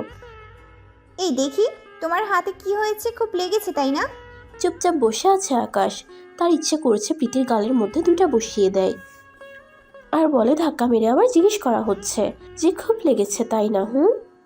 এই কথা বলছো না যে? আচ্ছা দেখি হাতটা এদিকে দাও, কি হয়েছে দেখি। না থাক, তার আর কোনো দরকার নেই। এই তোমাকে হাতটা দেখাতে বলেছি, মেজাজ খারাপ করবে না একদম। ছাদ থেকে নামার সময় সিঁড়িতে দেখেছি রক্তের ফোঁটা পড়ে আছে। প্রীতির রাগ দেখে আকাশ ভেবাচেকা খেয়ে যায়, মনে মনে বলে, মাইরি এটা কি মেয়ে রে বাবা, রাগ হওয়ার কথা আমার, উল্টো সে রাগ দেখাচ্ছে। প্রীতি আকাশের হাতটা জোর করেই ওর কাছে নিয়ে গেল। এই খুব লেগেছে তাই না? বিশ্বাস করো, আমার এত জেদ কোথা থেকে আসে তা আমি নিজেও জানি না। প্লিজ রাগ করো না আমার উপর। অসহায় দৃষ্টিতে তাকিয়ে, এই মেয়ে এত আদিক্ষেতা দেখাতে হবে না এখন আর একটু হলে জমের বাড়ি পৌরাণিক যেতাম। যাও এখন গিয়ে বেশি কথা না বলে রেডি হয়ে নাও, নিচে যাব। তারপর রেডি হয়ে দুজন নিচে চলে গেল। অনেক মানুষ এসেছে তাদেরকে দেখার জন্য, কিন্তু সমস্যা হচ্ছে হাতটা নিয়ে। হাতের এই অবস্থা দেখলে মানুষজন নানান কথা বলবে, তাই হাতটা যতটা পারে সেফ করে রাখছে। আকাশের চরম রাগ উঠছে প্রীতির উপরে, ওর জন্যই সবটা হয়েছে। একটু পর উপরে চলে আসলো আকাশ, প্রীতিও তার পিছনে পিছনে উপরে আসলো। এই কি হলো, উপরে চলে আসলে যে? নাস্তা করবে না? এই মেয়ে এত প্যা প্যা করো না তো, মেজাজ এমনিতে খারাপ হয়ে আছে। তোমার খাওয়া গিয়ে তুমি খেয়ে নাও, আমার চিন্তা তোমার করতে হবে না। এমন করছো কেন? আমি আর কখনো এমন করব না, সরি। এই প্রীতি প্লিজ যাও তো আমার চোখের সামনে থেকে, আর ক্ষমা টমা চেয়ে নিজেকে ছোট করো না। মেয়েটা আকাশের কথা শুনে মন খারাপ করে নিচে চলে গেল, কিন্তু একটা জিনিস আকাশের মাথায় কাজ করছে না। মেয়েটা ঘুরে ঘুরে মাফ কেন চাইছে? সে আকাশের উপরে দুর্বল হয়ে গেল না তো? কর্মকাণ্ড দেখে তো এমনই মনে হচ্ছে। আকাশ এসব ভাবতে ভাবতে নিজেকে নিজে বলল, যদি এমন হয় তাহলে মেয়েটাকে ধরা দেওয়া যাবে না, ওকে আরও দুর্বল করব, ভালো করে প্রেমের জালে ফাঁসাবো আরও আগে ওকে, তারপর ধরা দিব, না হয় আবারও সে পাগলামো করবে। সারাদিন রুমেই বসেছিল, রুম থেকে নামেনি একবারও। হাতে ব্যথা পেয়েছে শুনে শাশুড়ি এসে সকালে নাস্তা দিয়ে গেছে। সত্যিটা তিনি জানেন না, পরে গিয়ে ব্যথা পেয়েছে এমনটা বলেছে। সারাদিনের প্রীতি অনেকবার এসেছে তার সাথে কথা বলতে নিচ থেকে, কিন্তু সে পাত্তা দেয়নি। দুপুরে খাবার নিয়ে এসেছে প্রীতি তার জন্য, তাও কোনো কথা বলেনি, চুপচাপ খাবার খেয়ে শুয়েছিল। এই তুমি আমার সাথে এমন করছো কেন? কেমন করেছি? আমার সাথে কথা বলছো না ভালো করে? তোমার সাথে কথা বলে কি হবে? যেই মেয়ে স্বামীর মর্যাদা দিতে জানে না তার সাথে কিসের কথা? সকালের কর্মকাণ্ডের কথা আমি এখনো ভুলিনি। সো শুনো, তোমার সাথে কথা বলার কোনো মুড নাই আমার। আজ থেকে তুমি তোমার মতো থাকবে আর আমি আমার মতো থাকবো। এখন বকবক না করে গিয়ে নিজের কাজ করো। ওকে, যাচ্ছি। রাগে গজগজ করতে করতে নিচে চলে এলো প্রীতি, মনে মনে বলল, খচ্চর বেড়া, ভাব বেড়েছে তোর, হ্যাঁ? খুব। তুই কি মনে করেছিস তোকে ছাড়া আমি থাকতে পারবো না? তোকে আমি ভালোবাসি? এমনটা ভাবলে ভুল করবি। তোর খোঁজ খবর নিয়েছি খালি আমার দ্বারা তোর ক্ষতি হয়েছে সেই জন্য, না হলে গায়ে পড়ার মতো মেয়ে আমি না। আর বিশেষ করে তোর মতো ছ্যাঁচড়ার সাথে আমি প্রীতি গিয়ে আদিক্ষেতা করব, সেটা কখনোই না। মেয়েটা সারাদিন আর উপরে আসেনি। আকাশের মনে হলো তখন হয়তো মেয়েটাকে একটু বেশি কথা শুনিয়ে ফেলেছে, আবার পরক্ষণে মনে হলো না, ঠিক করেছে একদম। তার সাথে যা করেছে তাকে যে দুটো চড় লাগিয়ে দেয়নি সেটাই ওর ভাগ্য। সারাদিন শুয়ে বসেই সময়টা কেটে গেল। রাতের বেলায় শাশুড়ি এসে খাবার দিয়ে গেল, কিন্তু আকাশ মনে মনে ধারণা করেছিল প্রীতি খাবার নিয়ে আসবে। কিন্তু না, এত ভেবে আর লাভ নেই। খুব ঘুম পেয়েছে তার, খেয়ে দিয়ে ঘুমোতে হবে। তাই করলো আকাশ, খেয়ে দিয়ে ঘুমিয়ে পড়লো।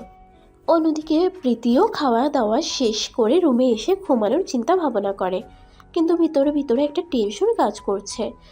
চেঁচড়াটার সাথে যেমন ধরে আচরণ করেছি, তারপরে তো সে আর ধারে কাছেও ঘেঁষতে দিচ্ছে না।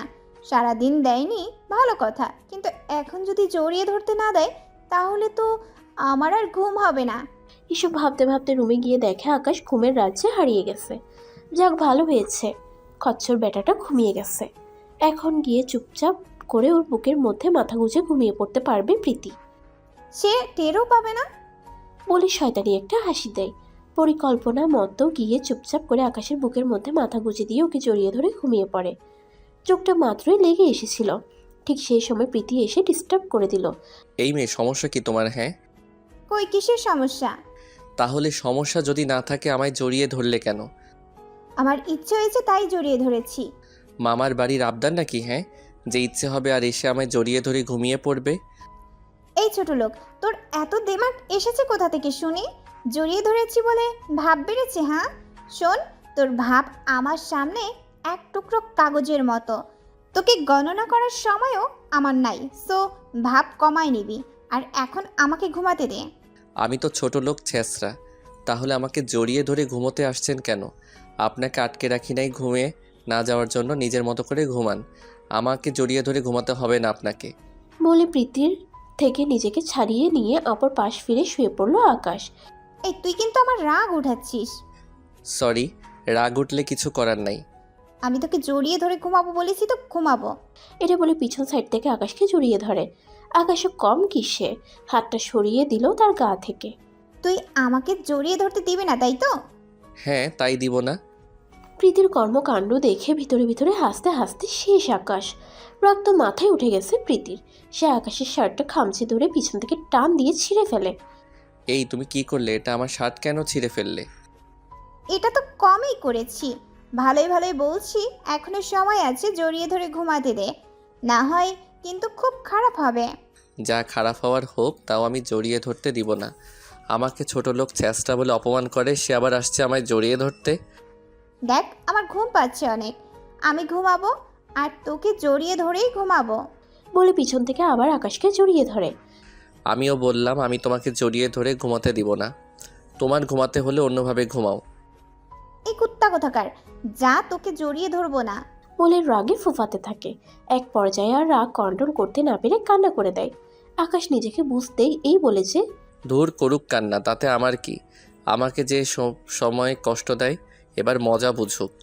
প্রীতি কান্না করতে করতে বলে, দেখিস আমাকে ঘুমাতে দিস নাই, তুইও শান্তি মতো ঘুমাতে পারবি না। ওকে, সমস্যা নাই, দেখা যাবে, আই ডোন্ট কেয়ার। এরপর আর কোনো সারা শব্দ পাই না মেয়েটার। তার মানে ঘুমিয়ে পড়েছে হয়তো কান্না করতে করতে। যাক, এবার আকাশও ঘুমিয়ে পড়বে। রাত 3টা বাজে, আকাশ বেঘরে ঘুমাচ্ছে। ঠিক তখনই প্রীতি ঘুম থেকে উঠে গিয়ে বালতি পুড়িয়ে পানি নিয়ে আসে, আর সেগুলো আকাশের শরীরের উপর ঢেলে দেয়। আকাশ ঘুমের ঘরে চিৎকার করে লাফ দিয়ে উঠে বিছানায় বসে পড়ে। বিব্রতভাবে বলে, আল্লাহ, ছাদ ছিদ্র হয়ে গেছে। কিন্তু না, তার ধারণা ভুল প্রমাণ হয়। যখন সে চোখটা ঘুরিয়ে পাশে তাকায় তখন সে দেখতে পায় প্রীতিকে।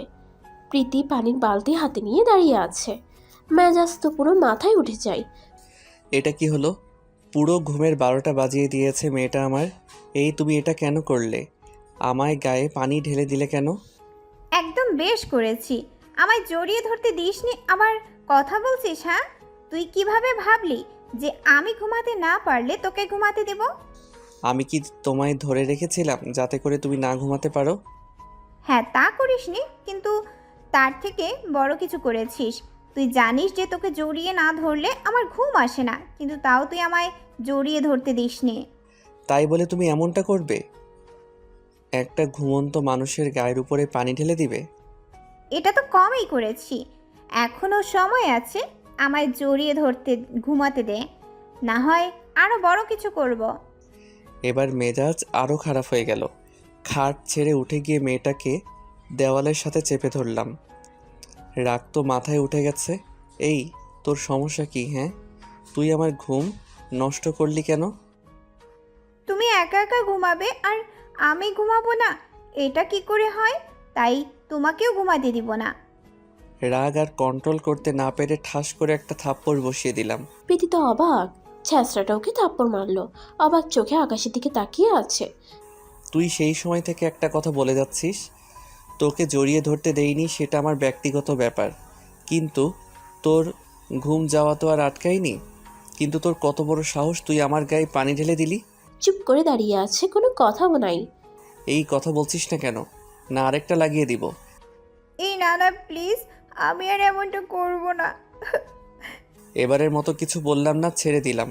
একটা কথা মাথায় রাখবি, তোদের প্রপার্টিতে থাকি বলে দুর্বল ভাবিস না। শুধু সময়ের অপেক্ষায় আছি, সময় হলে এখান থেকে আমিও চলে যাব। বলে ট্রাউজারটা নিয়ে ওয়াশরুমে চলে যায়। এখনো হয়ে আছে আকাশের কথাবার্তা আর কর্মকাণ্ড দেখে।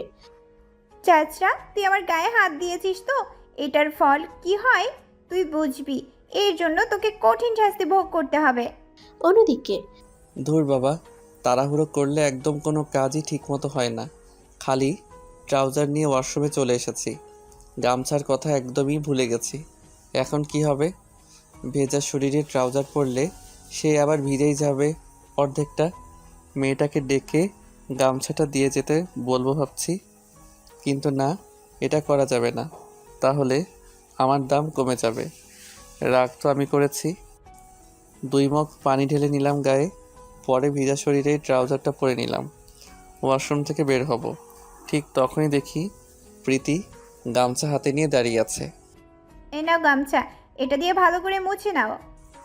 না আমার লাগবে না বলে হাঁটা ধরলাম, ঠিক তখনই প্রীতি আমাকে পিছন থেকে টেনে ধরলো। এবার কিন্তু বেশি হয়ে যাচ্ছে। আমি দোষ করেছি, তার জন্য আমায় মেরেছো। এবার কিন্তু তুমিও সেটাই করছো। ভালোই ভালোই চুপচাপ দাঁড়াও, আমি গা মুছে দিচ্ছি। মেয়েটার কথা শুনে অবাক হয়ে গেলাম। মেয়েটাকে মারলাম, কই গাল ফুলিয়ে বসে থাকবে তা না, উল্টো আরও এসে আমার গা মুছে দিচ্ছে। ওর কথা শুনে এখন খারাপ লাগছে। ইস, কেন যে মেয়েটাকে মারলাম, ভালো করে বাচ্চামি স্বভাবটা যায় নাই। আর তার গায়ে হাত তুললাম, আর রাতের বেলায় একটু বেশি করে ফেলেছি আমি। মেয়েটা ঘুমাতে চেয়েছে, জড়িয়ে ধরে তাকে জড়িয়ে ধরতে দেইনি, না হয় সে এমনটা করতো না। এই যে তোমার গা মোছা শেষ, এবার তুমি গিয়ে ঘুমাতে পারো। বিছানা চাদর আর বেডশিটটাও অন্যটা লাগিয়ে দিয়েছি, এখন আর কোনো সমস্যা হবে না। তো তুমি ঘুমাবে না? না, আজ আর আমি ঘুমাবো না, আর কয়েক ঘন্টা পর তো সকাল হয়ে যাবে। এই মেয়ে, কি বলো? ঘুমাবে না মানে? এখনো অনেকটা সময় বাকি, এমন ধরা বললে কি হয় নাকি? না, আমার সাথে তোমার ঘুমাতে হবে বলে মেয়েটাকে কোলে তুলে নিলাম। কিরে, হঠাৎ কি হলো? ছোট লোকটা এমন ধারা ভালোবাসা দেখাচ্ছে, যেখানে রাতের বেলায় গায়ে হাত দিতে দেয়নি সেখানে কোলে তুলে নিয়েছে। ব্যাপারটা কি? গা মুছে দিয়েছি সেই জন্য নাকি? মেয়েটাকে বিছানায় নিয়ে গিয়ে শক্ত করে নিজের বাহু ডোরে জড়িয়ে ধরলাম, তারপর শুয়ে পড়লাম ওকে নিয়ে। ইস, ভিতরে কি যে ফিলিংস হচ্ছে। একটু আগে মেয়েটা আমার জন্য গামছা হাতে নিয়ে দাঁড়িয়েছিল, একদম বউ বউ লাগছিল। নাক মুখ গুজে দিয়ে ছ্যাঁচড়াটার বুকের মধ্যে শুয়ে আছি, কিন্তু একটা জিনিস মাথায় কাজ করে না আমার। এই ছ্যাঁচড়াটাকে জড়িয়ে ধরলে আমার দুনিয়াদারি অন্যরকম হয়ে যায়। ইচ্ছে করে সারাটা জীবন ওকে জড়িয়ে ধরে থেকেই সময়টা পার করে দিই। কেমন যেন একটা অনুভূতি কাজ করে ওকে জড়িয়ে ধরলে। দুজনে কখন যে ঘুমিয়ে গেছে বলতে পারবে না। সকালে ঘুম থেকে আকাশ আগে উঠে পড়ে, প্রীতি তখনও ঘুমোচ্ছে, তাই আকাশ আর উঠল না, সেও শুয়ে আছে। মেয়েটার দিকে হা হয়ে তাকিয়ে ওর ঘুমন্ত চেহারাটা দেখছে। একটু পর শাশুড়ি আম্মা এসে ডেকে গেল। এই, তোমরা দুজন তাড়াতাড়ি নিচে নেমে এসো, নাস্তা লাগাচ্ছি। ডেকে ডেকে তিনি চলে গেলেন। এই প্রীতি, ওঠো তাড়াতাড়ি, আম্মু এসে ডেকে গেছে নিচে যাওয়ার জন্য। নাস্তা লাগিয়েছে নাকি? আর একটু ঘুমাতে দাও না, আমি আরও একটু ঘুমাবো। এই এখন আর ঘুম না, নাস্তা করে এসে দরকার হয় আবার ঘুমিও। উঠছি। তারপর দুজনে মিলে ফ্রেশ হয়ে নাস্তা করে গেল নিচে। সবই ঠিক আছে, কিন্তু বিপত্তি বাঁধল নাস্তা খাওয়া নিয়ে। কারণ যেই হাত দিয়ে খাবে সেই হাতেই ব্যান্ডেজ। খাবারগুলো সামনে নিয়ে চুপচাপ বসে আছে। এটি প্রীতির চোখ এড়ালো না। এই কি হলো, খাচ্ছ না যে? কিভাবে খাবো? হাত তো ভালো না। ও শিট, আমি তো ভুলেই গেছিলাম একদম। দাঁড়াও, আমি খাইয়ে দিচ্ছি। প্রীতির কথা শুনে একদম লজ্জায় লাল হয়ে গেলাম, কারণ শ্বশুর শাশুড়ি পাশেই বসা, দুজনে মুচকি মুচকি হাসছে। কিন্তু লজ্জা পেয়ে কি আর হবে, আমার আদরে বউটা তো আমাকে খাওয়ানোর জন্য লোকমা ধরে বসে আছে। খাওয়া দাওয়া শেষ করে উপরে চলে এলো। একটু পর প্রীতিও রুমে আসলো, কিন্তু তাড়াহুড়ো করে। এই কি হলো, এত তাড়াহুড়া করছো কেন? আজ নাকি আমার বান্ধবী তিশারা সবাই আসবে তোমাকে আর আমাকে দেখতে। বিয়ের সময় তো কেউ আসতে পারেনি ঠিকঠাকভাবে, কারণ যে তাড়াহুড়োয় বিয়ে হয়েছে তাই আজ আসবে। প্লিজ তুমি একটু পরিপাটি করে থেকো। আচ্ছা, সেটা নিয়ে তোমার টেনশন করতে হবে না। প্রীতি একটা পাঞ্জাবি দিয়ে গেল, সেটা গায়ে লাগিয়ে রুমে বসে আছে আকাশ। একটু পর প্রীতির বান্ধবীরাও সবাই আসলো। সবাই জানে প্রীতির হাজবেন্ডের কথা, কিভাবে কি হয়েছে সবটা জানে। এই চল তোদেরকে আমার ছোট লোক হাজবেন্ডের সাথে পরিচয় করিয়ে দেই। কিন্তু সামিরা তো এখনো আসেনি। আচ্ছা সমস্যা নাই, সে আসলে না হয় ওর সাথে আলাদাভাবে পরিচয় করিয়ে দেব। বান্ধবীদেরকে নিয়ে নিজের রুমে আসলো আকাশের সাথে সবাইকে পরিচয় করিয়ে দিতে। বান্ধবীরা সবাই হাসাহাসি করছে আকাশকে দেখে। একজন তো বলেই ফেলেছে, ছোট লোক দুলাভাই কেমন আছেন? কথা শুনে মনটা ভরে গেল। ওদের হাবভাব দেখে বুঝতে বাকি রইল না যে তারা আমার মজা উড়াতে এসেছে। জি আলহামদুলিল্লাহ, ভালো, আপনি? হ্যাঁ ভালো, কিন্তু প্রীতি আমার একটা জিনিস মাথায় ঢুকছে না, তুই এমন স্যাসরাকে বিয়ে করলি কি করে? কপাল খারাপ হলে যা হয় আর কি। এমন চ্যাচড়ার সাথে বিয়ে বাসার ইচ্ছে কি আমারও ছিল নাকি? কারোর কথায় খারাপ লাগলো না, কারণ আসলেই আমি ছেঁচড়া। কিন্তু প্রীতির কথা শুনে চোখটা লাল হয়ে গেল। মেয়েটা কি সারা জীবন আমাকে এইভাবে অপমান করে যাবে? কখনো কি স্বামীর মর্যাদা দিবে না? লজ্জায় চোখ নিচের দিকে নামিয়ে রেখেছি। এমন সময় কেউ দরজায় টোকা দেয়। এই যে প্রীতি, আমি আসতে পারি? হ্যাঁ দোস্ত আয়। গলার আওয়াজ শুনে আমার কাছে পরিচিত মনে হলো। নজর উঠিয়ে ওনার দিকে তাকালাম। ওনাকে দেখে তো আমার চোখ জোড়া কপালে উঠে গেছে। আল্লাহ, এ তো আমার ছোটো বোন সাফার ক্লাসমেট সামিরা। আমাকে অনেক আগে থেকেই চিনে। ওকে আমি আমার ছোটো বোনের মতোই দেখি, সেটা সমস্যা না। সমস্যা হচ্ছে আস্তে আস্তে আমার অতীতগুলো সামনে আসতে চলছে। আল্লাহ জানে সামিরা আবার কিছু বলে দেয় কি না। সে আমার ব্যাপারে সমস্তটা জানে। এই সামিরা, এই যে এ হচ্ছে আমার চ্যাচড়া ও ছোট লোক হাজবেন্ড। প্রীতি, তোর কি মনে হচ্ছে না যে তুই একটু বেশি বেশি করছিস? কিরে তোর আবার কি হলো, হঠাৎ এমন রিয়াক্ট করছিস? কিছুই হয়নি, তবে দরজার অনেকটা সময় দাঁড়িয়ে দাঁড়িয়ে শুনলাম তোরা ওনাকে অপমান করছিস। প্রীতি শোন, সময় থাকতে জিনিসের মূল্য দেওয়া শিখে নে, না হয় পরে হায় উতাস করবি। সামিরা বুঝলাম না, তুই হঠাৎ এই ছোট লোকটাকে নিয়ে এত পজিটিভ কথা বলছিস। তোর সাথে তো আমার ফোনে কথা হয়েছে যে আমি একটা ছ্যাঁচড়া ছোট লোককে বিয়ে করেছি।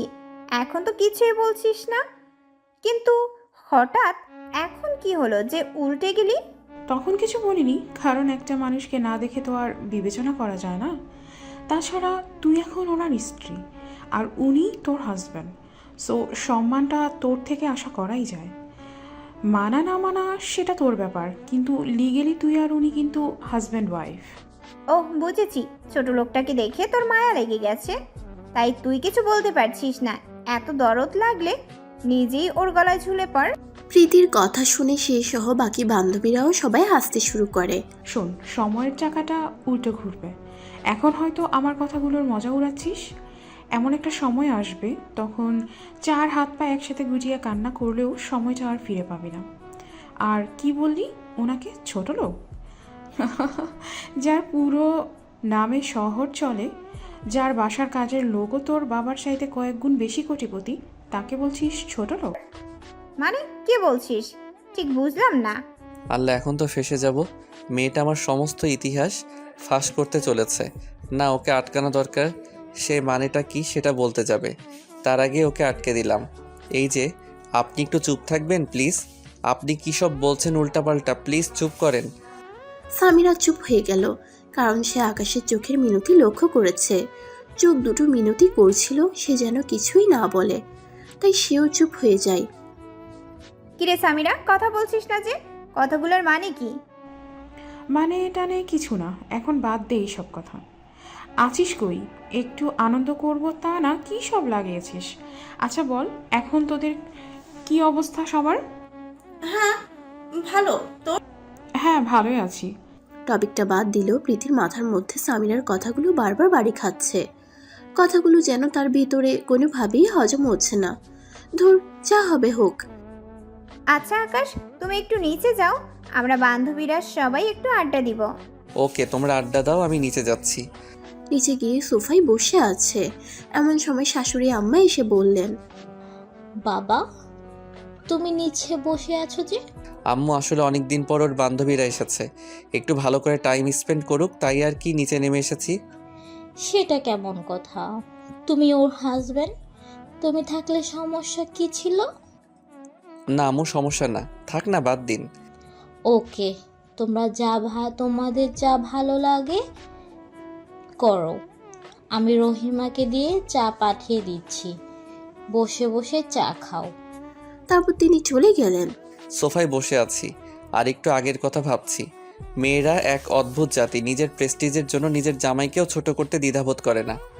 কিভাবে পারলো সে আমায় তার এতগুলো বান্ধবীর সামনে অপমান করতে? ভালোবাসায় তো কোনো কমতি রাখিনি, তাও কেন সে আমার উপহাস করে সব সময়? এসব নিয়ে ভাবছে, তখনই রহিমা এসে চা দিয়ে যায়। এই যে সাহেব, আপনার চা। চায়ের কাপটা রহিমার কাছ থেকে নিয়ে, আচ্ছা তুমি যাও। আকাশ চা খাচ্ছে বসে বসে। এমন সময় প্রীতির বাবা রুম থেকে বের হয়ে এদিকে এগিয়ে আসে। কি খবর বাবা তোমার? এই তো ভালো, আপনার? হ্যাঁ, কোনো রকম চলছে, তবে প্রেশারটা একটু বেড়ে গেছে। আচ্ছা শোনো, তোমার সাথে আমার কিছু কথা ছিল। জি বলেন। আমি চাচ্ছিলাম আমার সমস্ত বিজনেস তুমি হ্যান্ডেল করবে। আমি সব তোমার নামে লিখে দিব, যতই হোক মেয়ের জামাই তো। আব্বু কি বলছেন এসব উল্টাপাল্টা? আমার কিচ্ছু চাই না, আপনি সমস্ত কিছু প্রীতির নামে করে দিন। আমি জানতাম তুমি এমনটাই বলবে, তাই তো তোমার উপর আমি আমার মেয়ের দায়িত্ব চাপিয়ে দিয়েছি। আর শোনো, আমি সিরিয়াস। আমার মেয়েটা এখনো বড় হয় নাই, আর সে এত কিছু এখন সামলাতেও পারবে না। তাই আমি ওর সাথে কথা বলে তোমার নামে সবকিছু লিখে দিব। না আব্বু, প্লিজ আপনি এমনটা করবেন না, আপনি প্রীতির নামে লিখে দিন। এটা যদি উনি জানতে পারে তাহলে আমাকে ভুল বুঝবে। তুমি সেটা আমার উপর ছেড়ে দাও, সে তোমাকে কিছুই বলবে না। ওকে যা বলার আমি বলবো, তুমি প্রিপেয়ার হও। এটা বলে শ্বশুর মশাই চলে গেলেন। কি হলো, কিছুই মাথায় ঢুকছে না। এদিকে মেয়ের কাছে আমি ছোট লোক, তাই বলে সে পাত্তাও দেয় না। অন্যদিকে মেয়ের বাপ সম্পত্তি জামাইয়ের নামে উইল করার জন্য পাগল হয়ে যাচ্ছে। অনেকটা সময় নিচে সোফায় বসেছিলাম, কিন্তু আর ভালো লাগছে না, তাই রুমের দিকে হাঁটা ধরলাম। রুমের দরজার সামনে যেতেই সামিরার সামনাসামনি পড়লাম। ভাইয়া, তুমি এখানে? আর তুমি যে প্রীতির বর, সেটা কখনো ভাবতেই পারিনি। হ্যাঁ রে, কি করব বল, এক রকমের ফেসে গেছি, তাই ওকে বিয়ে করেছি। কিন্তু তুমি কি জানো ওই দিকের অবস্থা কেমন? তোমার বাড়ির লোক এখনও তোমার পথ চেয়ে বসে আছে। কবে তুমি বাড়ি ফিরবে সেই ভরসা নিয়ে এখনও বসে আছে। কিন্তু তুমি সব ছেড়ে দিলে এখানেই বসে আছো। ওদিকে তোমার বাবা মা চোখের জলে বান ভাসিয়ে দিচ্ছে। বিশেষ করে তাহিয়া রোজ কান্না করে তোমার জন্য, দেখা হলেই তোমার কথা বলে কান্না করে। প্লিজ তুমি বাড়ি ফিরে যাও। না রে বোন, এখন যাব না, সময় হয়নি এখনো। আমার সময় আসলে আমি বাড়ি ফিরে যাব। আর তাছাড়া বাবার চোখে আমি এখনো আগের মতোই আছি। আমাকে নিয়ে ওনার বিশ্বাসটা পরিবর্তন হোক, তখন বাড়ি ফিরবো। আচ্ছা বুঝলাম, কিন্তু কখন? প্লিজ বোন, আর কিছুটা সময় দে। আর তুই কাউকে বলিস না আমার ঠিকানা। তাইয়া কেউ বলবে না? না, ওকে বলিস না, না হয় সে আমার কাছে চলে আসবে। আচ্ছা ঠিক আছে, কিন্তু তুমি অতি শীঘ্রই বাড়ি ফিরবে। আচ্ছা। কথা শেষ করে রুমে গেল। সামিরা নিচে চলে গেল। প্রীতি আকাশকে দেখে রেগে মেগে আগুন। এই কুকুর, তুই রুমে কি করছিস? তোকে না বলেছিলাম আমরা কিছু সময় কথাবার্তা বলবো, তুই নিচে থাকতে? তাও তুই রুমে এসেছিস কোন সাহসে? আসলে আমার নিচে মন টিকছিল না, তাই রুমে চলে এসেছি। প্রীতির বান্ধবী একজন প্রীতিকে বলে, প্রীতি, তোর হাজবেন্ড আসলেই স্যাসরা। তুই আমার স্যাসরাকে ডিভোর্স দিয়ে ভালো একটা ছেলেকে বিয়ে কর। আসলে তাই করব। এই চ্যাচড়ার সাথে সংসার করা আমার পক্ষে সম্ভব না। এই তোরা চল অন্য রুমে আড্ডা দেব। চ্যাচড়াটা আমাদের শান্তি মতো কথা বলেও দিবে না। সবাই অন্য রুমে চলে গেল। চোখ দিয়ে ঝরঝর করে পানি ঝরছে। একটু আগে প্রীতিকে বলে গেল সে আমায় ডিভোর্স দিবে। সারাদিন রুমের মধ্যেই ছিলাম, রুম থেকে বের হইনি। রহিমা এসে বিকেলবেলা নাস্তা দিয়ে গেল। শুধু রাতের বেলায় খাবার খাওয়ার জন্য নিচে নেমেছিলাম। প্রীতির বান্ধবীরা আজ এখানেই থাকবে। সারাদিন প্রীতির সাথে আমার আর কোনো কথা হয়নি। রাতের বেলায় শুয়ে আছি। প্রীতি এখনও রুমে আসে নাই। মেয়েটার জন্যই ওয়েট করছিলাম। একটু পর সে রুমে আসলো। কিরে ছোট লোক, তুই এখনো ঘুমোসনি? কোনো কথা নাই, চুপচাপ শুয়ে আছে আকাশ। কিরে কথা বলছিস না যে? ভাব বেড়েছে তোর? তাও কোনো উত্তর দেয় না। মেয়েটা আর কোনো কথা বলল না, চুপচাপ তাকে জড়িয়ে ধরে বুকের মধ্যে মুখ গুজে দিয়ে শুয়ে পড়ল। আজ কোনো শব্দও করেনি। করুক, যেমন ইচ্ছে তার সাথে ব্যবহার করুক, সে তো খেলনার পুতুল, ব্যবহার করে ছুঁড়ে ফেলে দিবে। একটু পর খেয়াল করলাম মেয়েটার কোনো সারা শব্দ নাই, হয়তো ঘুমিয়ে গেছে। মেয়েটার চেহারার দিকে নজর পড়তেই চোখটা আবার ভিজে গেল, কারণ ওকে খুব ভালোবাসি আমি। সে আমায় ছেড়ে দিলে হয়তো জীবনটাই শেষ হয়ে যাবে। চোখ দিয়ে অনবরত পানি ঝরছে। হঠাৎ প্রীতি নড়ে উঠল। কিরে তুই এখনো ঘুমাসনি? তাড়াতাড়ি করে চোখটা মুছে নিলাম। তবে প্রীতি হয়তো আমার চোখের পানি দেখে ফেলেছে। আসলে ঘুম আসছিল না আমার। ঘুম আসছে না ভালো কথা, কিন্তু কান্না করছিস কেন? কই কান্না করছি? শোন, মিথ্যা বলে লাভ নাই, আমি দেখে ফেলেছি। আর কান্না করেও কোনো ফায়দা হবে না। তোকে আমি ডিভোর্স দিয়ে দেব। তোর মতো ছোট লোকের সাথে আমার যায় না। আজ বান্ধবীদের সাথে বড় গলায় কথা বলতে পারছি না শুধু তোর জন্য, কারণ ওদের হাজবেন্ড এক একজন অনেক কোটিপতি বা ভালো ভালো পজিশনে আছে, কিন্তু তোর তো কিচ্ছুই নেই, ছ্যাঁচড়া তুই। ওদের সামনে আমি ছোট হয়ে গেছি, আর ছোট হতে চাই না। তোকে ডিভোর্স দিয়ে অন্য একটা ছেলেকে বিয়ে করে নিব। ওদের চোখে আমি বড় হতে চাই। প্লিজ প্রীতি, তুই আমায় ডিভোর্স দিও না। তোমায় খুব ভালোবেসে ফেলেছি আমি। তোমায় ছাড়া বেঁচে থাকার কোনো উৎস খুঁজে পাচ্ছি না আমি।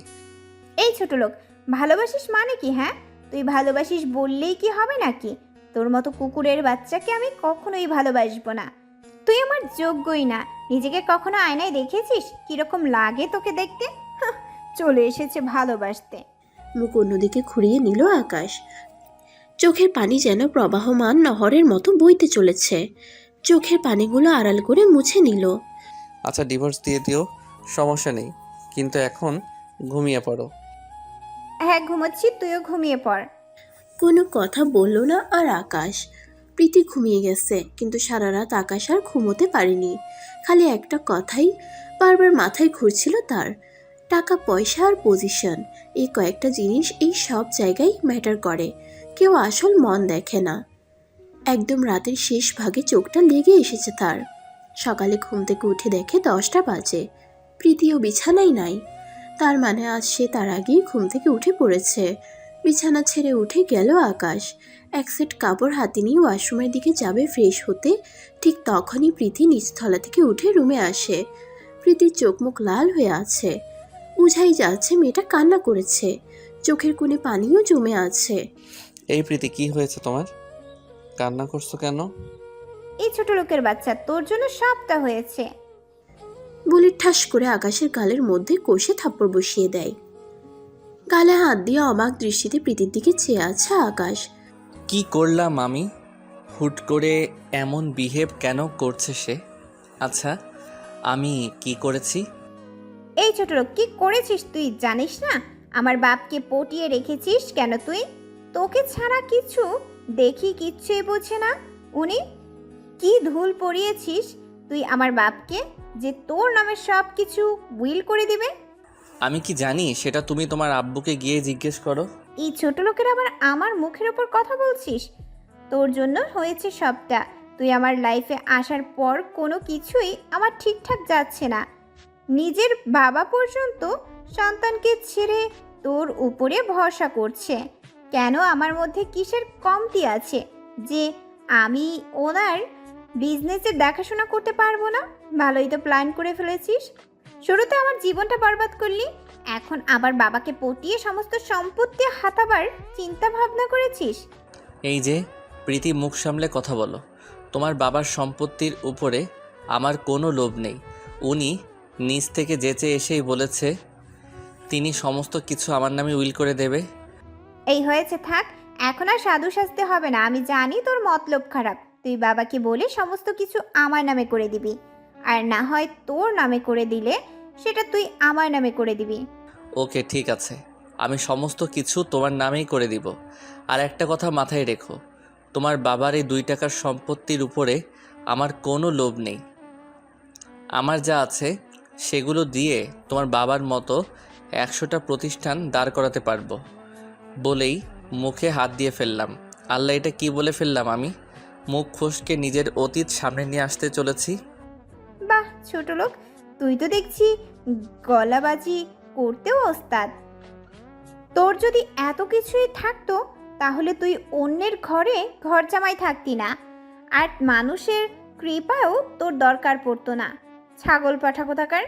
চুপ করে আছে আকাশ, কি বলবে বলার ভাষা নাই। আচ্ছা, আমি সমস্ত কিছু তোমার নামে উইল করার ব্যবস্থা করছি। এবার প্লিজ আমাকে মুক্তি দাও, আমি গোসল করব। হ্যাঁ তাই করবি তুই। এবার যা, কার মরা গাড়বি গাড়। ওয়াশরুমে ঢুকে গেল আকাশ ফ্রেশ হতে। পানির কলটা ছেড়ে দিয়ে মগ কেটে কেটে মাথায় পানি ঢালছে আর ভাবছে, আল্লাহ, এটাই কি সেই বাচ্চা প্রীতি যাকে হসপিটালে এক দেখায় ভালোবেসে ফেলেছিল? ওর ব্যবহার এতটা খারাপ সেটা ভাবতেও আকাশের অবাক লাগছে। ওর কাছে কি তার ভালোবাসার কোনো মূল্য নাই? না, এখন মনে হচ্ছে প্রীতির থেকে নিজেকে সরিয়ে নেওয়াই বেটার। কিন্তু ওকে ছাড়া থাকবে কি করে? না, সে যদি তাকে ছেড়ে দেয় তাহলে সেও ওকে আর আটকাবে না। ফ্রেশ হয়ে নিচে গেল আকাশ নাস্তা খাওয়ার জন্য। শাশুড়ি আম্মা নাস্তা পরিবেশন করছে। প্রীতির বান্ধবীরা চলে গেছে সকাল সকাল নাস্তা করে। নাস্তা করছে এমন সময় শ্বশুর মশাই বলল, আকাশ, তুমি নাস্তা শেষ করে আমার সাথে একটু দেখা করো রুমে। আচ্ছা। তারপর নাস্তা শেষ করে শ্বশুর মশাইয়ের রুমে গেল আকাশ। ও, তুমি এসেছো? জি। আচ্ছা নাও, এখানে সমস্ত কিছুর আসল ডকুমেন্ট আছে, তুমি সমস্ত কিছু দেখে সাইন করে দাও। আর আজ থেকে সমস্ত কিছু তুমি দেখাশোনা করবে। চোখগুলা বড় বড় হয়ে আছে শ্বশুরের কথা শুনে। আচ্ছা, এগুলো কি প্রীতিরই নামে করলে হতো না? না, যদি সে ওই পরিমাণ যোগ্য হতো তাহলে আমি সমস্ত কিছু ওর নামেই লিখে দিতাম, কিন্তু সে যোগ্য না। চুপ করে আছি, তারপর সমস্তটা একবার দেখে নিয়ে সাইন করে দিলাম। তাহলে বলো, কবে থেকে অফিসে জয়েন করছো? আমাকে 1 সপ্তাহ সময় দিন, তারপর থেকে জয়েন করব। আচ্ছা ঠিক আছে। নাস্তা করে আবার রুমে চলে গেল। একটু পর প্রীতি কোথা থেকে যেন রুমে আসলো। এই সমস্ত কিছু তো তোর নামে করে দিয়েছে, এখন তুই আমার নামে করে দিবি। 3 দিনের মধ্যে সমস্ত কিছু তোমার নামে উইল করে দিব। ওকে ঠিক আছে, কিন্তু যা করবি তাড়াতাড়ি করবি, কারণ তোকে তার পরেই ডিভোর্স দিয়ে দেব। কতটা স্বার্থপর হলে এমনভাবে কথা বলতে পারে? থাক, ওর বাবার সম্পত্তির উপরে আমার কোনো লোভ নেই। এভাবে দিন চলতে থাকলো। সারাদিন রুমের মধ্যেই থাকে আকাশ। প্রীতির সাথে প্রয়োজন ছাড়া কোনো কথা বলে না। তবে একটা জিনিস ঠিক আছে, তারা কেউ কারোর সাথে কথা না বললেও সে রাতে ঘুমানোর সময় এসে তাকে ঠিকই জড়িয়ে ধরবে। আকাশেরও কেন জানি অভ্যাস হয়ে গেছে। মেয়েটা জড়িয়ে না ধরলে ঘুমেই আসতে চায় না আকাশের। অন্যদিকে আবার উকিলের সাথে কথা বলে রেখেছে আকাশ। এভাবে 2 দিন চলে গেল। 3 দিনের মাথায় উকিল ফোন দিয়ে বলল, ভাই সব রেডি। উকিল থেকে স্টাম্প আনলো এবং সম্পত্তি প্রীতির নামে উইল করে দিল। তাই আবার নতুন করে কাগজ রেডি করলো। তারপর প্রীতিকে ডেকে সবটা ওর নামে লিখে দিয়েছে আকাশ। এবার খুশি তো?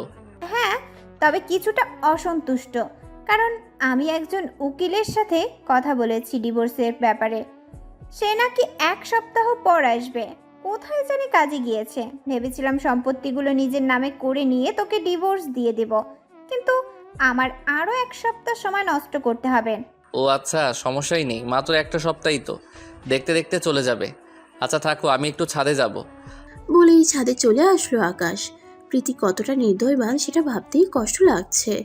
চোখ দিয়ে ঝরঝর করে পানি ঝরে পড়ছে আকাশের। আর অল্প সময় থাকলেই হয়তো কেঁদে ফেলতো ওর সামনে। তাই তাড়াহুড়ো করে ছাদে চলে এসেছে। দেখতে দেখতে 1 সপ্তাহ কেটে গেল। প্রীতি উকিল থেকে ডিভোর্স পেপার নিয়ে এসে আকাশের মুখের উপর ছুঁড়ে মারে। এই নে ধর, আমি সাইন করে দিয়েছি, তুই এটাতে সাইন করে দিলেই আমাদের ডিভোর্স হয়ে যাবে। আচ্ছা, আমি সাইন করে দিব। আর শোন, তোকে যেন এই বাড়িতে না দেখি। বাবাকে যা বলার আমি বলবো, তুই যাওয়ার আগে ওদের কারোর সাথেই দেখা করবি না। আচ্ছা। অনেক ছাঁচড়ামি করেছিস ফকির কোথাকার। নিজের তো ক্ষমতা নাই, মানুষের ঘাড়ের উপর চড়ে বসিস। পারলে নিজের থেকে কিছু করে দেখা।